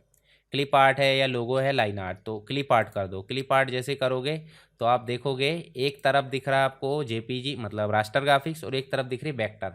और वेक्टर में भी आप जो है क्या कर सकते हैं? क्लिप आर्ट, लोगो, डिटेल लोगो या जो भी आपको सेलेक्ट करना है, लोगो सेलेक्ट करना है, लाइन आर्ट करना है, ठीक है, लाइन आर्ट करोगे या फिर हाई क्वालिटी इमेज या जो भी आपको करना है वो आप यहाँ से कर सकते हैं। जैसे मैं क्लिप आर्ट कर देता हूँ और यहाँ से मैं इसको जो है क्या करता हूँ, ये देखिए इस प्रकार से मैं जो है इसकी रेंज घटा सकता हूँ, स्मूथनेस लाना है, ये देखिए कॉर्नर कैसे रखना है, ये भी आप यहाँ से मेंटेन कर सकते हैं। ठीक है, आगे पीछे बढ़ते जाएगा। देखिए यहाँ से जो है ये देखिए स्मूथनेस को घटाना बढ़ाना सारी चीज़ें आप करोगे तो यहाँ से घटते जाएगा बढ़ते जाएगा। चलिए इसको जो है हम डिटेल को ये कम कर देते हैं और यहाँ से इसको घटाना बढ़ाना आपके हिसाब से आप जो है मेंटेन करके देखिए और उसके बाद इसको ओके करेंगे तो हमारा जो है इमेज की ट्रेसिंग हो जाएगी। फिर से करते हैं क्लिप आर्ट और क्लिप आर्ट में चलने के बाद हम जो है सीधे ओके कर देते हैं। अब जो जो बाकी एरिया दिख रहा है इसको हम जो है बैकग्राउंड कलर को हम कर देते हैं नन। तो देखिए नन कर दिए तो क्या हो रहा है, ये देखिए इस प्रकार से कलर फ्रॉम एंटायर इमेज और ओके कर दो। तो अब हमारा जो है एक प्रकार से क्या बन गया, ये एक पीएनजी बन गई। अगर हम इसके पीछे एक शेप ला देते हैं, जैसे उदाहरण के लिए हमने गए और यहाँ हम शेप ले आते हैं और इसको हम जो है कलर कर देते हैं और इसको पीछे ले जा लो, राइट क्लिक करो और यहाँ ऑर्डर में गए और इसको कर दो सेंड टू बैक। तो यहाँ देखिए ध्यान से, यहाँ देखिए ये एक प्रकार से देखिए हमारी जो है ये पीछे वाली उठकर आ गई है, मतलब जो हमारी जेपीजी वाली है वो उठकर आ गई और ये वाली जो है हमारी यहाँ देखिए। अब हम जो है देखिए इस प्रकार से पीछे का बैकग्राउंड हमने हटा दिए हैं और हमारी इमेज बस बची है। तो सिर्फ आउटलाइन दिख रहा है और ये तो हमारी वेक्टर रास्टर ग्राफिक्स है जिसको हमने कन्वर्ट करी इमेज ट्रेसिंग के थ्रू। तो इमेज ट्रेसिंग क्या है आपको समझ में आ गई होगी। डायलॉग बॉक्स जो भी आया है उसको स्टेप बाय स्टेप आप समझाइए ताकि एग्ज़ाम में जो है आपको नंबर अच्छे मिल सके। नेक्स्ट दिख रहा है पेज अरेंजमेंट और बॉर्डर कैसे अप्लाई करते हैं। तो पेज अरेंजमेंट बोले तो भाई सिंपल सी बात है, पेज दिख रहा है देखिए 1 2 3। इन पेज को हम चाहे तो राइट क्लिक करेंगे, देखिए यहीं पे हमारे पास में अरेंजमेंट दिया है आगे पीछे करने का। पर हम चाहते हैं यहाँ पे ये पेज कैसे दिखे, एक साथ दिखे। तो एक साथ दिखे उसके लिए हम क्या करेंगे, यहाँ देखिए यहाँ तो इंसर्ट अपडेट करने का है, हम जाएंगे सीधे यहाँ पेज वाला ऑप्शन दिख रहा होगा डॉकर्स में और यहाँ देखिए आपके पास में पेज अरेंज बोले तो आगे पीछे हम जो है इसको मूव भी कर सकते हैं ऐसे। और अगर हम एक साथ दिखाना चाहें तो देखिए सभी पेज एक साथ दिख रहे होंगे। ये देखिए कैसे दिख रहा है, ये मल्टीपल पेजेस कर दिए। हम चाहते हैं यहाँ देखिए यहाँ थंबनेल्स के फॉर्म में दिखाना है तो हम थंबनेल्स के फॉर्म में दिखा सकते हैं। ये देखिए ठीक है कैसे दिखाना है, देखिए लाइन से दिखाना है या फिर ये देखिए 5-6 पेज एक साथ दिखाना है, मान लो हम जो है 2-2 पेज दिखाना चाहते हैं तो 2 पेज ऊपर 2 पेज नीचे, इस प्रकार बुक के फॉर्म में हम देख सकते हैं। ठीक है, ये देखिए ऐसे में देखना है, खड़े में, आड़े में देखना है, या फिर देखिए इस प्रकार से अलग अलग प्रकार से यहाँ पे थंबनेल ऑप्शन दिया गया है। तो ये पेज अरेंजमेंट के अंतर्गत आ जाता है। इसी के साथ हम बॉर्डर डिसाइड कर सकते हैं। तो बॉर्डर के लिए आप कुछ नहीं करना, ये शेप उठाओ और शेप उठा के आप जो है ड्रॉ कर दो एक बैकग्राउंड, मतलब यहाँ पे जो आपका पेज है उसमें, और इसमें जो है बॉर्डर अप्लाई कर दो। बॉर्डर अप्लाई करने के लिए F12 दबाए और यहाँ से बॉर्डर की विड्थ कर दो लगभग 8-10 और ओके कर दो, ये आपकी आ गई बॉर्डर। ठीक है, तो ये इस प्रकार से आप जो है आंसर लिख सकते हैं। मल्टीपल पेजेस दिखाना, पेज ओरिएंटेशन बोले तो खड़ा पेज, आड़ा पेज। ठीक है, पेज ऑर्डर किस प्रकार रखना है, मास्टर पेज बोले तो आपकी कंसिस्टेंसी बरतना है या फिर यूनिफॉर्म फॉर्मेटिंग रखना है, हेडर एंड फुटर बनाना है तो मास्टर पेज का उपयोग करते हैं। पेज डॉकर्स में जाकर पेज को ओपन कर ली हमने, देखिए प्लस माइनस से पेज को हटाना और घटाना। पेज सेटअप से हम पेज की सेटिंग कर सकते हैं, क्रम भी बदल सकते हैं। बॉर्डर कैसे अप्लाई करना है, तो बॉर्डर के लिए हमने बनाकर दिखा दिया मैंने आपको कैसे करना है। चलिए आप देख लेना, पेज अरेंजमेंट, बॉर्डर, इनके बीच में अंतर, इसको आप लिखने का काम आएगा। अब बात कर लेते हैं मास्किंग की। तो मास्किंग क्या है? मास्किंग का मतलब इमेज में करेक्शन, यानी कि कुछ अनावश्यक चीज़ है उसको हम छुपा सकते हैं, किसके थ्रू? मास्किंग के थ्रू। तो चलिए यहाँ पे देखते हैं। सबसे पहले हम बात कर लेते हैं मास्किंग के अंतर्गत टेक्स्ट के अंतर्गत, यानी कि कोई बैकग्राउंड है मान लीजिए। चलिए हम यहाँ पे क्या कर लेते हैं, इंपोर्ट कर लेते हैं और इंपोर्ट करके हम जो है कोई भी एक बैकग्राउंड ले आते हैं। उदाहरण के लिए हम ये वाला बैकग्राउंड लेकर आ जाते हैं यहाँ पे। ठीक है, ये बैकग्राउंड लाए और यहाँ चलते हैं, हम एक टेक्स्ट लिख देते हैं। टेक्स्ट लिख दिया हमने SSW और यहाँ इसके फॉन्ट के टाइप कर देते हैं हम खंड। खंड मतलब एक प्रकार से इम्पैक्ट भी कर सकते हैं। इम्पैक्ट मतलब काफ़ी ज़्यादा खाते पीते घर का, ये देखिए इम्पैक्ट। और इम्पैक्ट का जो है एक प्रकार से हम चाहते हैं कि जो इमेज है हमारी, ये वाली इमेज जो है अनावश्यक भाग ना दिखे, सिर्फ इस टेक्स्ट के अंदर ही हमको ये क्या दिखे, हमारा ग्राफिक्स दिखे। तो हम ग्राफिक्स को सेलेक्ट करेंगे और कहाँ जाएंगे, इफेक्ट में जाएंगे, यहाँ पे इफेक्ट यहाँ पे ऑब्जेक्ट में जाएंगे, ऑब्जेक्ट में जाएंगे, पावर क्लिप में जाएंगे, प्लेस इनसाइड फ्रेम में जाएंगे और यहाँ लाकर क्लिक करेंगे। तो ध्यान से देखिए, जो इमेज हमारी एक प्रकार से जो अनावश्यक भाग था वो नहीं दिख रहा। हम इसको जो है यहाँ देखिए आपके पास में एक टूल बार भी आता है। ये टूल बार के थ्रू क्या कर सकते हैं आप, ये टूल बार के थ्रू इसको आप एडिट कर सकते हैं। जैसे इसको क्लिक करें तो क्लिक करने के बाद देखिए एडिट करें, एडिट करने के बाद इसको हम फिर से बड़ा कर लें और इधर उधर एडजस्ट भी कर सकते हैं और उसके बाद इसको फिनिश भी कर सकते हैं। तो ये हो जाता हमारा क्या, एक प्रकार से टेक्स्ट के अंदर मास्किंग करें हमने। अगर मान लो कोई शेप है, ये शेप है, ठीक है, इस शेप में अगर हमको कोई इमेज लेके आना है तो फिर से हम चलेंगे कहाँ पे, फाइल में जाएंगे, फिर से जाएंगे इंपोर्ट में और यहाँ जाकर हम फिर से क्या ले लेंगे, एक इमेज ले लेंगे। मान लीजिए ये देखिए लॉयन, ठीक है, और लॉइन को लाकर हम इसके अंदर छोड़ना चाहते हैं तो फिर से जाएंगे कहाँ पे, ऑब्जेक्ट में, पावर क्लिप में, प्लेस इनसाइड और इसके अंदर लाक छोड़ देंगे और इसको करेंगे एडिट और यहाँ देखिए इधर उधर एडजस्ट करें हमने यहाँ पे इस प्रकार से और इसको कर दी फिनिश। तो इस प्रकार से भी हम क्या कर सकते हैं, मास्किंग कर सकते हैं। एक ऑब्जेक्ट को दूसरे का अंदर भी ऐसे ला सकते हैं, मतलब सिंपल तरीका आपको पता चल गया, आप हर एक चीज़ में मास्किंग कर सकते हो। चलिए मास्किंग के प्रकार है, मतलब यहाँ क्लिपिंग मास्क और पावर क्लिप दोनों के माध्यम से हमने देख लिए। ठीक, तो ये आप करके देख लेना ताकि आप एग्ज़ाम में लिख सकें।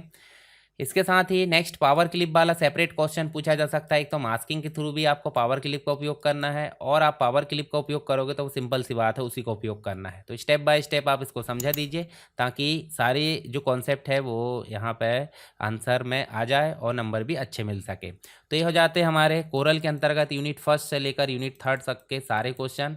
अब हमारा जो है मतलब यहाँ पे 4th नंबर और 5th नंबर देखने मिल जाता है एडोब प्रीमियर और जो है दूसरा मिल जाता है साउंड फोर्ज। तो दोनों के बारे में थोड़ा थोड़ा ओवरव्यू और देख लेते हैं ताकि हमारा जो कंप्लीट सब्जेक्ट है वो यहाँ पे पूरा हो जाए और आपके एग्जाम में काफ़ी हेल्प हो सके 5 यूनिट से संबंधित। तो चलिए यहाँ पे हम बात करने वाले हैं आपके एडवांस मल्टीमीडिया यानी कि कोरल, प्रीमियर और साउंड फोर्ज के अंतर्गत 4th यूनिट, जिसके अंतर्गत पढ़ेंगे एडोब प्रीमियर प्रो, इसके बेसिक कॉन्सेप्ट, जिसके अंतर्गत हम जो है क्वेश्चन को हल करेंगे।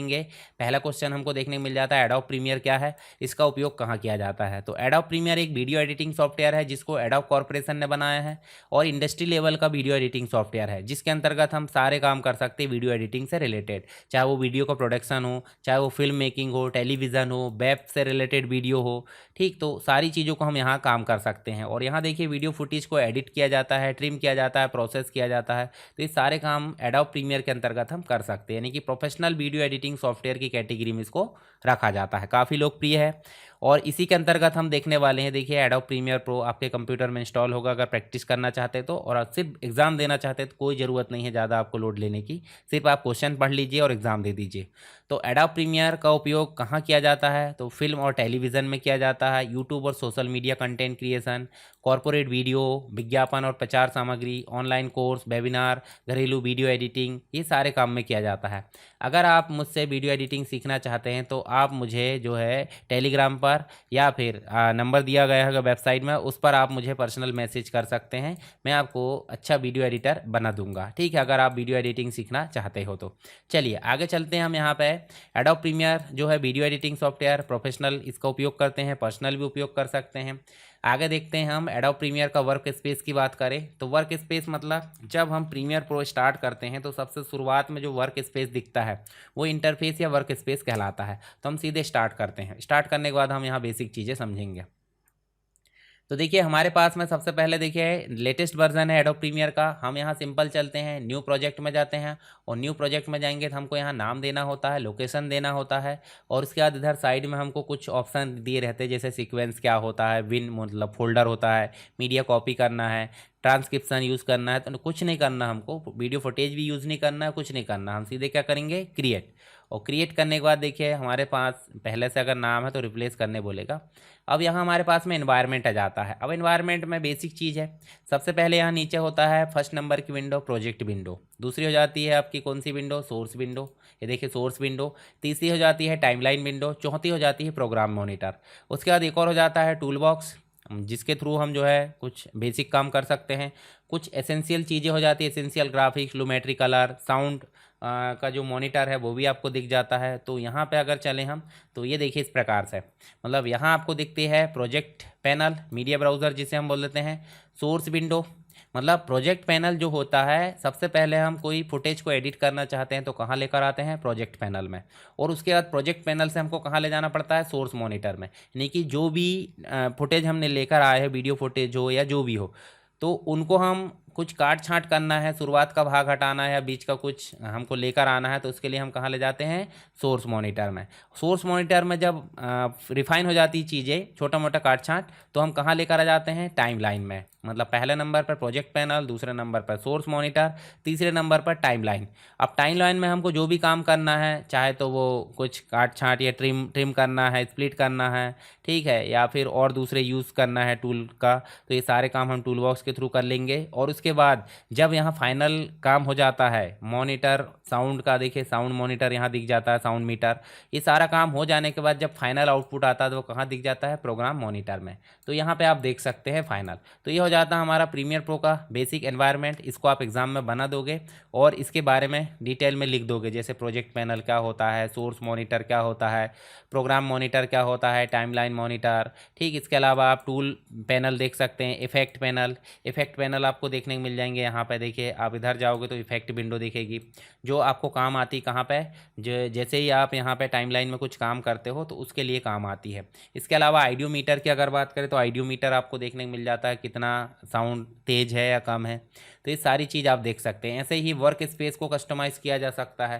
भाई वर्क स्पेस जो है उसको समझाने की बात हो रही, ठीक है, पर वर्क स्पेस विंडो में जाओगे और यहाँ वर्क स्पेस में जाओगे तो देखिए अभी कौन से वर्क स्पेस में काम कर रहे हैं अपन, एडिटिंग में, मतलब नॉर्मली एडिटिंग करना है। और अगर हम बेसिक रूप से एसेंशियल में काम करना चाहते हैं तो एसेंशियल में हम चल सकते हैं, देखिए एसेंशियल वर्क स्पेस। या फिर हम शॉर्ट्स बनाना चाहते हैं या जो आपकी सोशल मीडिया, इंस्टाग्राम या फेसबुक की रील बनाना चाहते हैं, यूट्यूब की शॉर्ट्स बनाना चाहते हैं, तो उसके लिए देखिए यहाँ पे वर्टिकल वाला भी होगा। जैसे हम वर्टिकल में चले देखिए वर्टिकल वाला जो सीक्वेंस मतलब वर्क स्पेस है वो देखने को मिल जा रहा है, तो ये आप देख सकते हैं यहाँ से। इसके अलावा नॉर्मली हम अगर लैंडस्केप यानी कि यूट्यूब का वीडियो बना रहा है लॉन्ग वीडियो, तो हम एडिटिंग में चल सकते हैं। देखिए एडिटिंग वाला जो आपका लेआउट है यानी वर्क स्पेस है वो डिस्प्ले हो चुका है। नया वर्क स्पेस भी हम बना सकते हैं, वर्क स्पेस में जाएंगे और यहाँ से देखिए जो भी चेंजेस करें, ठीक है, और न्यू कर दो वर्क स्पेस, तो आपका नया वर्क स्पेस यहाँ पे बन जाएगा। टेक्स्ट बेस एडिटिंग करना है, शॉर्ट्स बनाना है, तो सबके लिए देखो यहाँ पे वर्क स्पेस बने हुए हैं। आप चाहे तो कंटिन्यू शॉर्टकट के थ्रू भी कर सकते हैं। चलिए आगे चलते हैं हम, यहाँ पे वर्क स्पेस हमने समझ लिए। इसके अलावा देखिए वर्क स्पेस का उदाहरण देखें तो जब भी कोई वीडियो एडिटिंग शुरू करते हैं तो सबसे पहले मीडिया कहाँ लाते हैं, प्रोजेक्ट पैनल में। इसके बाद सोर्स मॉनिटर में देख लेते हैं, ठीक है। टाइमलाइन में हम कुछ ट्रांजिशन वगैरह लगाते हैं, घटाते हैं, ट्रिम करते हैं, प्रोग्राम मॉनिटर में देख लेते हैं, टूल पैनल रेजर से कुछ क्लिप काट देते हैं और इफेक्ट से कुछ करेक्शन कर देते हैं। तो ये कुछ एग्जाम्पल है, ये आप लिख सकते हैं। चलिए टूल्स से संबंधित उपयोग में समझा देता हूँ। तो टूल्स मतलब यहाँ आपको दिखाता हूँ। पहले सबसे पहले टूल्स की बात करते हैं। तो देखिए प्रोजेक्ट पैनल जो हो जाता है, इसमें मीडिया कैसे इंपोर्ट करते हैं हम देख लेते हैं। आगे क्वेश्चन आएंगे तो आप कर लेना। डबल क्लिक कर दो या फिर कीबोर्ड से आप कंट्रोल आई प्रेस कर सकते हैं, या फिर आप जाओगे, देखिए यहाँ पे इंपोर्ट लिखा हुआ है फाइल में, जैसे आप क्लिक करोगे तो आपको इंपोर्ट से रिलेटेड चीज़ें आएगी। आप देखिए पहले से जो वीडियो क्लिप है एक से अधिक भी ला सकते हैं, इमेजेस ला सकते हैं, जो भी चीज़ें हैं तो वो सारी चीज़ हम यहाँ ला सकते हैं। कंट्रोल की सहायता से हम एक से अधिक सेलेक्ट कर लेते हैं। यहाँ ये देखिए हमने 4 वीडियो फुटेज लिया, ये देखिए 4 की जगह 6 ले आते। ओपन करें, देखिए हमारे पास में 6 वीडियो फुटेज आ गई। अब इसमें कुछ ऑप्शन है, जैसे यहाँ पे लिस्ट व्यू दिखाना है, देखिए यहाँ पे आपको डिस्प्ले कराना है मतलब थंबनेल व्यू में, और उसके अलावा फ्री फॉर्म में व्यू कराना है, तो ये भी आप कर सकते हैं। देखिए आइकॉन व्यू दिख रहा है, फ्री फॉर्म व्यू और लिस्ट व्यू। उसके बाद साइड में आपको देखिए बड़े करके दिखाना, जूम इन जूम आउट, ये भी ऑप्शन दिया हुआ है। साथ ही आप देखोगे तो यहाँ देखिए सर्च करने का ऑप्शन भी दिया है। उसके बाद आपको यहाँ एक फ़ोल्डर बनाना चाहते हैं, मान लो कुछ क्लिप को आप फोल्डर वाइज रखना चाहते हैं, तो वो फुल वीडियो एडिटिंग कोर्स है, उसमें मैं सिखाऊंगा। तो इनको आप फोल्डर में रखना चाहते हैं, जैसे मान लीजिए आप यहीं पर फोल्डर रखना चाहते हैं, 2 को सेलेक्ट करें, राइट क्लिक करें, तो यहाँ देखिए क्या ऑप्शन आ रहा है, न्यू विन फ्रॉम सिलेक्शन, यानी कि इतनी चीज़ें कहाँ चली जाएगी, सिलेक्शन में। अब एक और चीज़ की बात कर लेते हैं। देखिए यहाँ आप क्लिक करोगे तो यहाँ एक ऑप्शन आ रहा है sequence, project shortcut, offline file, देखिए बहुत सारे आ रहे हैं। तो यहाँ पे हमारा क्वेश्चन आता है सीक्वेंस क्या होता है। सीक्वेंस का मतलब एक बर्तन, मतलब ये सारी क्लिप्स है, क्लिप्स का आकार छोटा बड़ा कुछ भी हो सकता है, पर हम सीक्वेंस क्यों बनाते हैं, एक बर्तन है उसमें हम सारी चीज़ों को क्या कर लेते हैं, एडजस्ट कर लेते हैं, ताकि आउटपुट हमारा सही दिख सके। अब ये क्लिप है, ये देखिए क्लिप है हमारे पास में, एक क्लिप पूरी की पूरी हम टाइमलाइन में ला सकते हैं, पर हम नहीं लाते, हम ले जाते कहाँ पे, पहले सोर्स में। सोर्स में देखें 20 सेकंड की क्लिप है, हम इसको प्ले करेंगे नॉर्मली, और प्ले करके देखेंगे तो हम यहाँ से क्लिप को लाना चाहते हैं, मार्क इन कर दो, और यहाँ तक लाना चाहते हैं, मार्क आउट कर दो। तो देखिए इधर का भाग कट गया और इधर का कट गया। अब इसको उठा के सीधे ला सकते हैं। लाने के लिए सबसे पहले सीक्वेंस होना चाहिए। तो सीक्वेंस या तो इसको डायरेक्ट ला के टाइमलाइन में छोड़ दो तो सीक्वेंस बन जाता है, या फिर आप यहीं कहीं राइट क्लिक करो और यहाँ से आप जो है सीक्वेंस बना सकते हैं। पर सीक्वेंस में ऐसे नहीं बनाऊंगा, हम बनाएंगे इस आइकॉन पे क्लिक करके, या फिर फाइल मेनू में जाओगे, न्यू करोगे तो भी सीक्वेंस बन जाएगा। देखिए फाइल मेनू में गए, न्यू करे, सीक्वेंस बन गया, पहले से बने बनाए हैं। मान लो अब DSLR 1080p यानी कि 1080 फुल HD और 30 आपका फ्रेम रेट रहेगा, इसको आप सेलेक्ट कर लो, तो ये आपका बन जाएगा लैंडस्केप वाला। और अगर आप चाहते हो शॉर्ट्स बनाना, तो देखिए पोर्ट्रेट बना हुआ है, हम चाहे तो बना भी सकते हैं। सेटिंग में जाके इसकी सारी सेटिंग कर लो सीक्वेंस की, जैसे यहाँ से आप कस्टम में कर दो, कस्टम में करके आप देखिए इसकी चौड़ाई जो है आप क्या कर दो 1080, और हॉरिजॉन्टल जो बिट है वो क्या कर दो 1920, यानी कि ये हो जाएगा आपका क्या, ये हो जाएगा आपका मतलब हॉरिजॉन्टल। और वर्टिकल अगर करना है तो आप इधर कर दो 1920 और इधर कर दो आपको 1080, ये देखिए, तो ये क्या बन जाएगा आपका वर्टिकल। देखिए यहाँ लिखा व्यू है वर्टिकल। और अगर इसी को पलटना है तो आप फिर से क्या कर दो, यहाँ 1080 कर दो और यहाँ 1920 कर दो, तो ये हो जाएगा आपका क्या, देखिए यहाँ पे 16, मतलब एक प्रकार से 9/16 इस प्रकार से हो जाएगा। तो ये हो जाता है हमारा क्या, सीक्वेंस। तो सीधे चलते हैं हम कहाँ पे, सीक्वेंस में चलते हैं और यहाँ DSLR वाला ये सेलेक्ट करते हैं, ओके करते हैं, तो हमारा सीक्वेंस बन चुका है। अब सीक्वेंस बन गया है तो देखिए यहाँ पे सीक्वेंस 2 आ गया, मतलब एक सीक्वेंस ऑलरेडी है यहाँ पे। तो हम सीधे चलते हैं सीक्वेंस में, हम इस फाइल को उठाकर ला के यहाँ छोड़ेंगे। उठा कर लाने छोड़ने के लिए देखिए यहाँ पे एक वीडियो है और एक ऑडियो, दोनों लाना चाहते हैं तो ऊपर वाला ऑप्शन हम लाकर छोड़ देते हैं। पर यहाँ ओनली क्या था, कीप एग्जिस्टिंग कर दो, क्योंकि इसके अकॉर्डिंग यहाँ सेट होना चाहिए। यहाँ देखिए फुटेज आ चुकी है, ये देखिए यहाँ पे हम जो है फुटेज को बड़ा कर लेते हैं। अब यहाँ देखिए आपको B1 B2 B3 दिख रहा है, नहीं वीडियो वाली फुटेज आएगी, और A1 A2 A3 आएगी, नहीं कि ऑडियो वाली फुटेज आएगी। उसके सामने आई का बटन दिख रहा है, जिसको हम यहाँ देखिए दिखा भी सकते हैं, छुपा भी सकते हैं। ऐसे म्यूट बटन दिख रहा है, साउंड हटा सकते हैं और मतलब म्यूट कर सकते हैं और सुना भी सकते हैं। सीक्वेंस का नाम भी आ रहा है, ये देखिए कितना प्ले हो चुका है, वो देखिए प्ले हेड, ये प्ले हेड से दिखता है। ठीक है, सारी चीज़ें हमारी यहाँ जो भी है वो यहाँ दिखाई देती है। अगर ये फाइल मतलब ये सीक्वेंस के हिसाब से बड़ी है तो हम राइट क्लिक करेंगे और यहाँ देखिए आपको स्केल टू, ये देखिए set to frame size, set to frame size करोगे तो देखिए फ्रेम साइज़ के अकॉर्डिंग सेट हो गई। ये देखिए प्ले करके हमने देख लिए। अब ऐसे ही हम एक एक करके सारे जो फुटेज है वो लेकर आ सकते हैं। जैसे उदाहरण के लिए फुटेज लाए हमने डायरेक्ट रख दिए, तो देखिए यहाँ से हम जो है क्या कर सकते हैं, फुटेज को ला सकते हैं। ये देखिए फटाक से दूसरा फुटेज आ चुका है और इसको भी लाकर हम ऐसे छोड़ सकते हैं। अब यहाँ देखिए आपको ऑप्शन दिखेगा, ये तो हमने सारा काम देख लिए। यहाँ से लूमेट्री कलर है, कलर वगैरह कर सकते हैं, एसेंशियल ग्राफिक्स से टाइटल, सब टाइटल या फिर लोअर थर्ड यहाँ पे हम डाल सकते हैं। कुछ अलग से इंपोर्ट भी कर सकते हैं, सारे काम यहाँ पे देखने को मिल जाते हैं। यहाँ कुछ ऑप्शन भी दिए हैं जो डिटेल में हम बाद में बात करेंगे जब वीडियो एडिटिंग कोर्स पढ़ेंगे। चलिए नेक्स्ट हम देख सकते हैं, यहाँ पे इसको हमने छोटा बड़ा कर दिए और यहाँ देखिए कुछ टूल्स है। जैसे ये आपका सिलेक्शन टूल, सेलेक्ट करके इधर उधर मूव करना। यहाँ पे आप जाओगे तो ट्रैक सिलेक्शन ऑप्शन मिलेगा ट्रैक को सेलेक्ट करने का। उसके बाद यहाँ जाओगे तो रिपल एडिट, ठीक है, ये देखिए रिपल एडिट मतलब जो आप ट्रिम करते हो और उसके बाद यहाँ डिलीट करते हो वो ऑप्शन नहीं, डायरेक्ट मिल जाता है। उसके बाद इसमें मिलेगा इरेजर टूल, कहीं से भी आप क्लिप को काट सकते हो। ये देखिए क्लिप को काट देना और पॉइंटर टूल से आप इसको सेलेक्ट करके हटा सकते हो। बीच की जगह खाली इसको फिर से डिलीट कर दो। इसके बाद नेक्स्ट है आपका जो है स्लिप टूल है, पेन टूल, कुछ कस्टमाइज आकृति बनाना है, शेप बनाना है तो ये आपको देखने मिल जाएगा मास्किंग के लिए यहाँ पे। उसके बाद आपका हैंड टूल है, इधर उधर मूव करना, और टेक्स्ट टूल टेक्स्ट को टाइप करने के लिए हो जाता है। ये टूल्स हो जाते हैं। तो इन टूल्स के बारे में आप लिख देना, देखिए यहाँ पूरा दिया हुआ है। इनके आइकॉन बनाकर और एक एक करके लिखोगे तो आपको ज़्यादा अच्छा यहाँ पर लगेगा और एग्जामिनर को भी अच्छा लगेगा, ठीक है। सीक्वेंस कैसे बनाते हैं हमने देख लिया ऑलरेडी, ठीक है, और वीडियो को इंपोर्ट कैसे करते हैं वो भी देख लिए। तो सीक्वेंस बनाने के लिए आप जो है इस प्रकार से देखिए यहाँ पे आपको देखने को मिलेगा, ये विंडो आप बना दोगे तो यहाँ पे बहुत अच्छा रहेगा। ये विंडो बनाओगे और विंडो बना के उसके बारे में लिखना है कि भाई मेनू बार में जाना है, फाइल, न्यू सीक्वेंस, देखिए यहाँ पे न्यू आइटम, ये सीक्वेंस आ जाएगा। सीक्वेंस में आप सेटिंग कर सकते हो, ये देखिए सारी सेटिंग हमने देख ली अभी।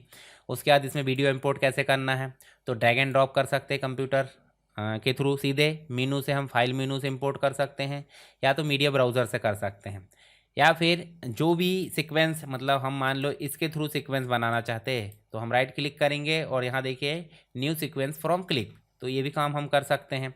जैसे एग्जांपल की बात करें तो मान लीजिए आपके पास में एक वीडियो है बर्थडे MP4, इंपोर्ट करें यहाँ से और न्यू सीक्वेंस बनाए तो देखिए इससे 1080 वाला जो सीक्वेंस है प्री सेट में बन जाएगा और ये इसमें आप काट छाँट कर सकते हैं, ठीक है। जो हमने देख लिए सीक्वेंस उसी के बारे में आपको लिखना है। अब बाद में देखिए ट्रांजिशन इफेक्ट कैसे अप्लाई करते हैं, कलर करेक्शन कैसे करते हैं। तो भाई ट्रांजिशंस की अगर बात करें तो 2 क्लिप है, मान लीजिए यहाँ से हमने प्ले करे तो 2 क्लिप है, 2 क्लिप के बीच में देखिए जब बदलाव हो रहा है तो बीच में स्मूथनेस आए, उसी के लिए हम दे देते हैं ट्रांजिशन। कहाँ जाते हैं, या तो राइट क्लिक करो तो देखिए यहाँ से आ रहा है अप्लाई डिफ़ॉल्ट ट्रांजिशन, या फिर आप कंट्रोल डी भी कर सकते हैं। जैसे मैं कंट्रोल डी करता हूँ, देखिए यहाँ ट्रांजिशन जुड़ गया है, पर हम ऐसे नहीं जोड़ते। हम यहाँ जाते हैं और यहाँ जाकर हम जो है कहाँ जाएंगे, देखिए ये प्रोजेक्ट के साइड में इफेक्ट दिख रहा है, इफेक्ट नहीं दिखता है तो यहाँ पे भी दिख जाएगा, या फिर नहीं दिखता तो विंडो में जाके इफेक्ट देख सकते हैं शिफ्ट के साथ F7। तो यहाँ इफेक्ट में जाओगे, ट्रांजिशंस में जाओगे, यहाँ देखिए अलग अलग ट्रांजिशन दिए हैं, जूम इफेक्ट दिए हैं, क्रॉस जूम, इसको लाकर छोड़ना है। अब देखिए इसको लाकर हमने छोड़े हैं तो देखिए एक ही तरफ आया है, इस तरफ की क्लिप में नहीं आया, इस तरफ की क्लिप में आया।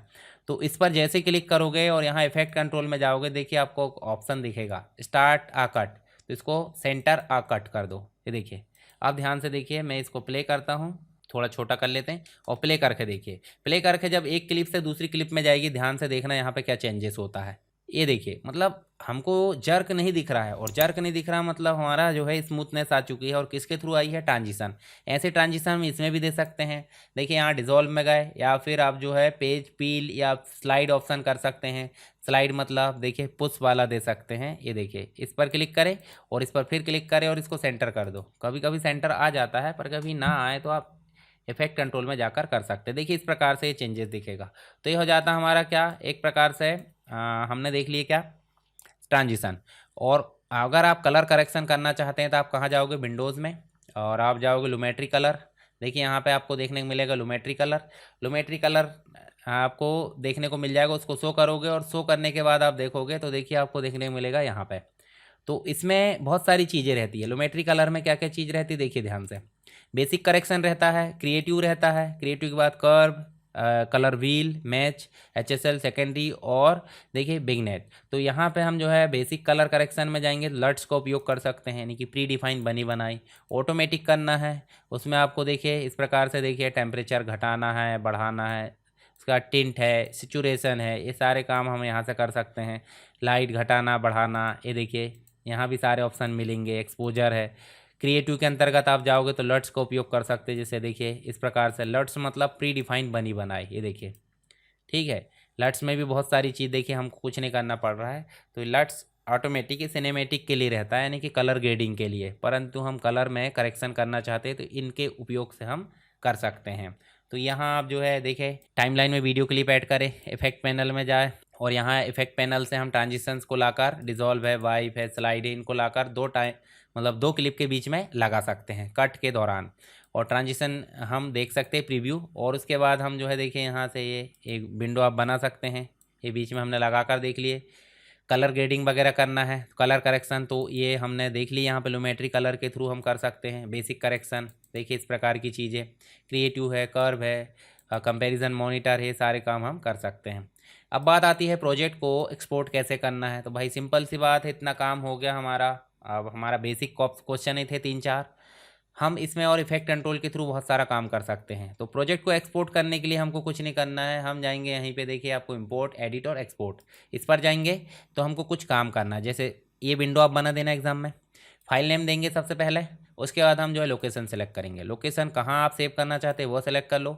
मैच सोर्स यहाँ है, एडाप्टिव हाई बिट रेट रखना है, ये देखिए ऑप्शन है, ठीक है। इसके अलावा आप जो है H264 ही रखना है, ये देखिए। इसके अलावा वीडियोस में जाओगे, वीडियो में जाने के बाद मोर में जाओगे तो यहाँ आपको रेंडर एट मैक्सिमम डेप्थ और मैक्सिमम रेंडर क्वालिटी, इसको सेलेक्ट करना है। और उसके बाद आपको क्या करना है, एक्सपोर्ट। जैसे आप एक्सपोर्ट करोगे तो आपका प्रोजेक्ट रेंडर होना चालू हो जाएगा और ये जितनी भी चीज़ें हमने यहाँ पे लाए हैं वो एक प्रकार से सभी एक फाइल में कन्वर्ट होकर हमको मिल जाएगी। तो ये कहलाती है हमारी रेंडरिंग, यानी कि रेंडरिंग को हम सिंपल क्या बोल देते हैं, एक्सपोर्ट करना। तो आप देखोगे यहाँ पे देखिए डायलॉग बॉक्स बनाना नहीं भूलना है ताकि एग्ज़ाम में अच्छे नंबर आपको मिल सके। देखिए फाइल, एक्सपोर्ट मीडिया या कंट्रोल एम प्रेस करो। उसके बाद आपको क्या क्या सेलेक्ट करना है, सारी चीज़ें आपको यहाँ पे ध्यान देना है। प्री सेट के अनुसार भी आप कर सकते हो।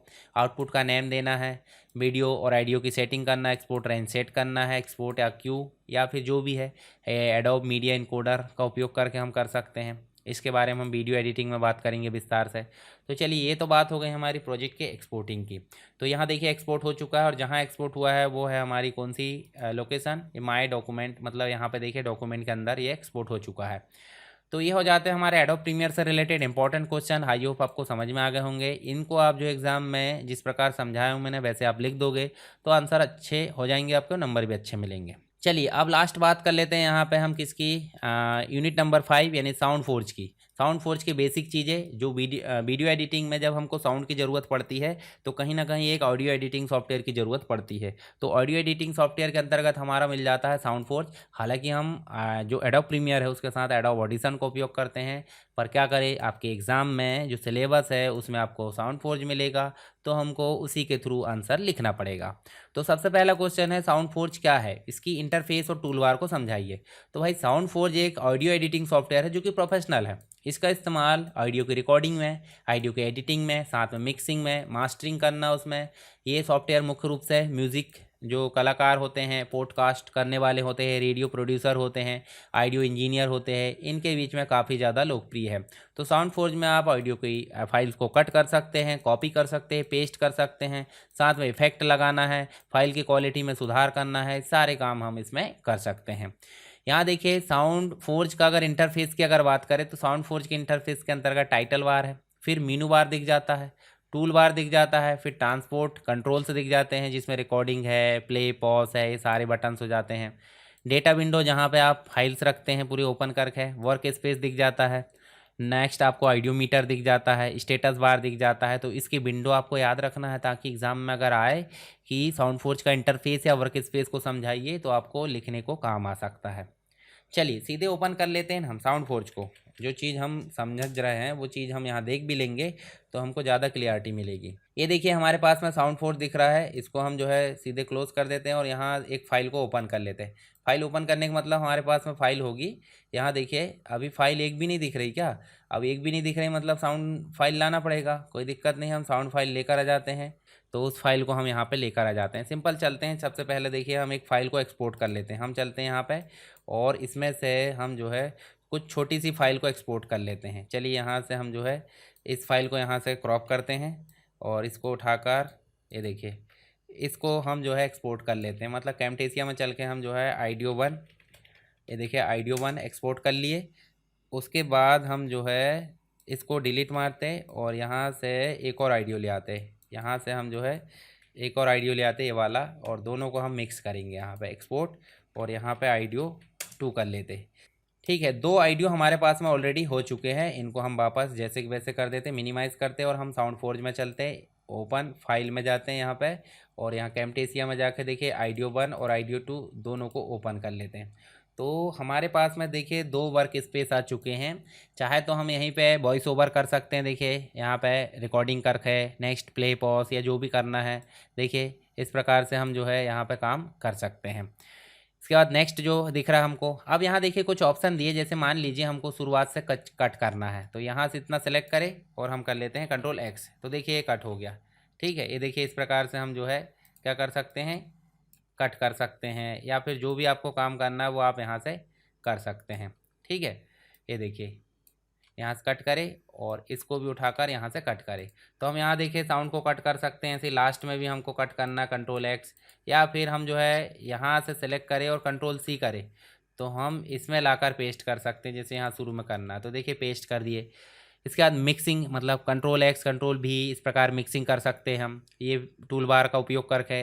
साथ ही हम इफेक्ट में जाएंगे तो हम यहाँ से noise, de clipper, de hisser, delay, echo, ये सारे काम करके हम जो है क्या कर सकते हैं, नॉइज़ को हटा सकते हैं। नॉइज़ गेट में जाकर जो नॉइज़ है उसको हटाना है, या फिर प्री सैंपल के हिसाब से भी हम नॉइज़ को हटा सकते हैं। तो इसमें हमारा जो है ज़्यादा यहाँ पे देखने को नहीं मिलता। तो नॉर्मली अगर देखें तो हमारे एग्ज़ाम के पॉइंट ऑफ व्यू से हम इसको पढ़ रहे हैं। तो साउंड फोर्ज के अंतर्गत जो टूल बार उसमें क्या क्या दिखता है हमको, प्ले बटन है, पॉज बटन है, स्टॉप बटन है, रिकॉर्ड है, कट है, कॉपी है, पेस्ट है, अंडू है, जूम इन, जूम आउट, ये सारे ऑप्शन मिल जाते हैं। ठीक है, इसके बाद हमको देखने मिल जाता है साउंड फाइल्स को एडिट करना। एडिट करने के स्टेप्स बताइए। तो भाई सिंपल सी बात है, एडिट कैसे करेंगे, सबसे पहले ओपन करेंगे।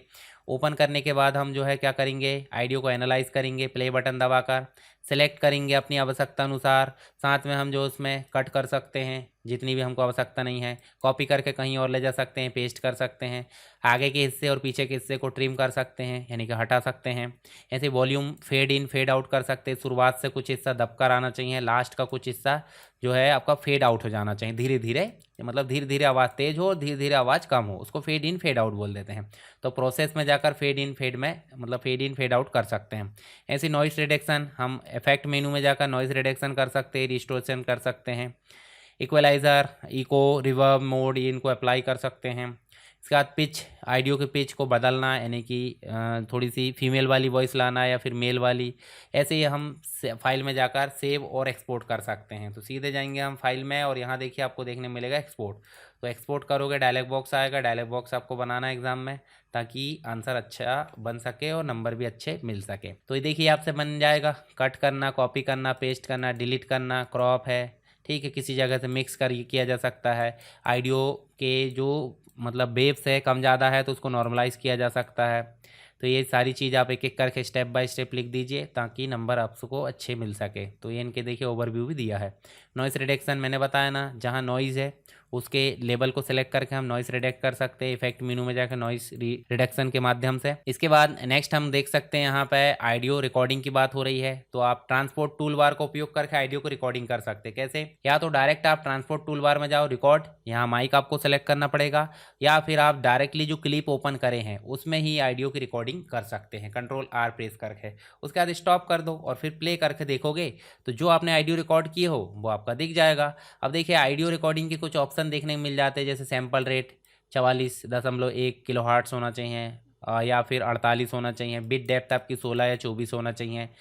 आपका माइक्रोफोन या इनपुट डिवाइस सही से कनेक्ट होना चाहिए, कुछ सुनिश्चित करने वाली सेटिंग्स है, ठीक है। और इनपुट डिवाइस चुने, मतलब हमारे पास में माइक सेलेक्ट है, जैसे मैं अभी एक बोल रहा हूँ तो एक माइक है, एक और माइक मुझे लगाना पड़ेगा तब मैं आपको रिकॉर्डिंग करके दिखा पाऊंगा। फिर उसके बाद रिकॉर्ड करने के लिए लाल बटन प्रेस करें। उसके बाद यहाँ देखिए रिकॉर्डिंग के दौरान वाइब्रेशन, पॉप्स या अनावश्यक आवाज़ से बचे ताकि जो हमारा साउंड है वो क्लियर आ सके। जब हमको रोकना है तो स्टॉप बटन प्रेस करें। फिर उसके बाद फाइल में जाए, सेव एज करें। सेव का जो टाइप है डॉट वेव या dot MP3। MP3 compressed file होती है और अनकम्प्रेस्ड फाइल आपकी वेब होती है, जिसका उपयोग हम एडिटिंग में ज़्यादातर करते हैं। माइक्रोसॉफ्ट का फॉर्मेट है ये। फिर एडिटिंग और फाइनलाइजेशन के अंतर्गत जो सारे ऑप्शन हमने पहले करे थे वही हम उपयोग करेंगे। तो इससे क्या होगा, हमारा साउंड फाइनली एडिट हो जाएगा, यानी रिकॉर्ड होकर एडिट हो जाएगा। चलिए ये तो बात हो गई हमारी एडवांस मल्टीमीडिया के अंतर्गत। हमने देखे हैं कोरल ड्रा को देखे हैं यूनिट 1 से लेकर यूनिट 3 तक। और उसके बाद हमने देखे हैं यूनिट 4 में देखे हैं एडोब प्रीमियर प्रो, और यूनिट 5 में देखे हैं हमने साउंड फोर्ज।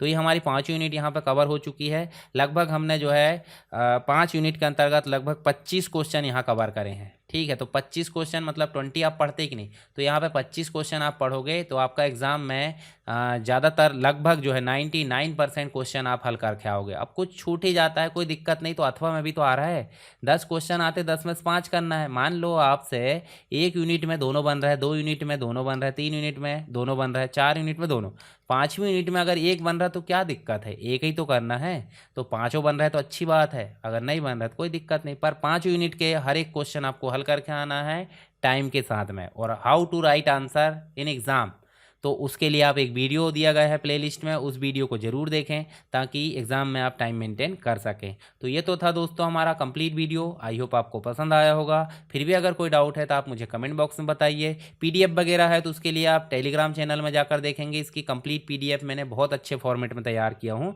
उसको आप पढ़ लीजिए। और ये IMP क्वेश्चन वाला जो PDF है वो भी पढ़ लीजिए ताकि एग्ज़ाम आपका अच्छा आ जाए। और पहली बार चैनल पर आए हो तो चैनल को सब्सक्राइब कीजिए और अपने दोस्तों के साथ भी सब्सक्राइब कराइए ताकि जो आने वाले वीडियोस है वो आपको मिल सकें। मिलते हैं नेक्स्ट क्लास में, तब तक के लिए जय हिंद।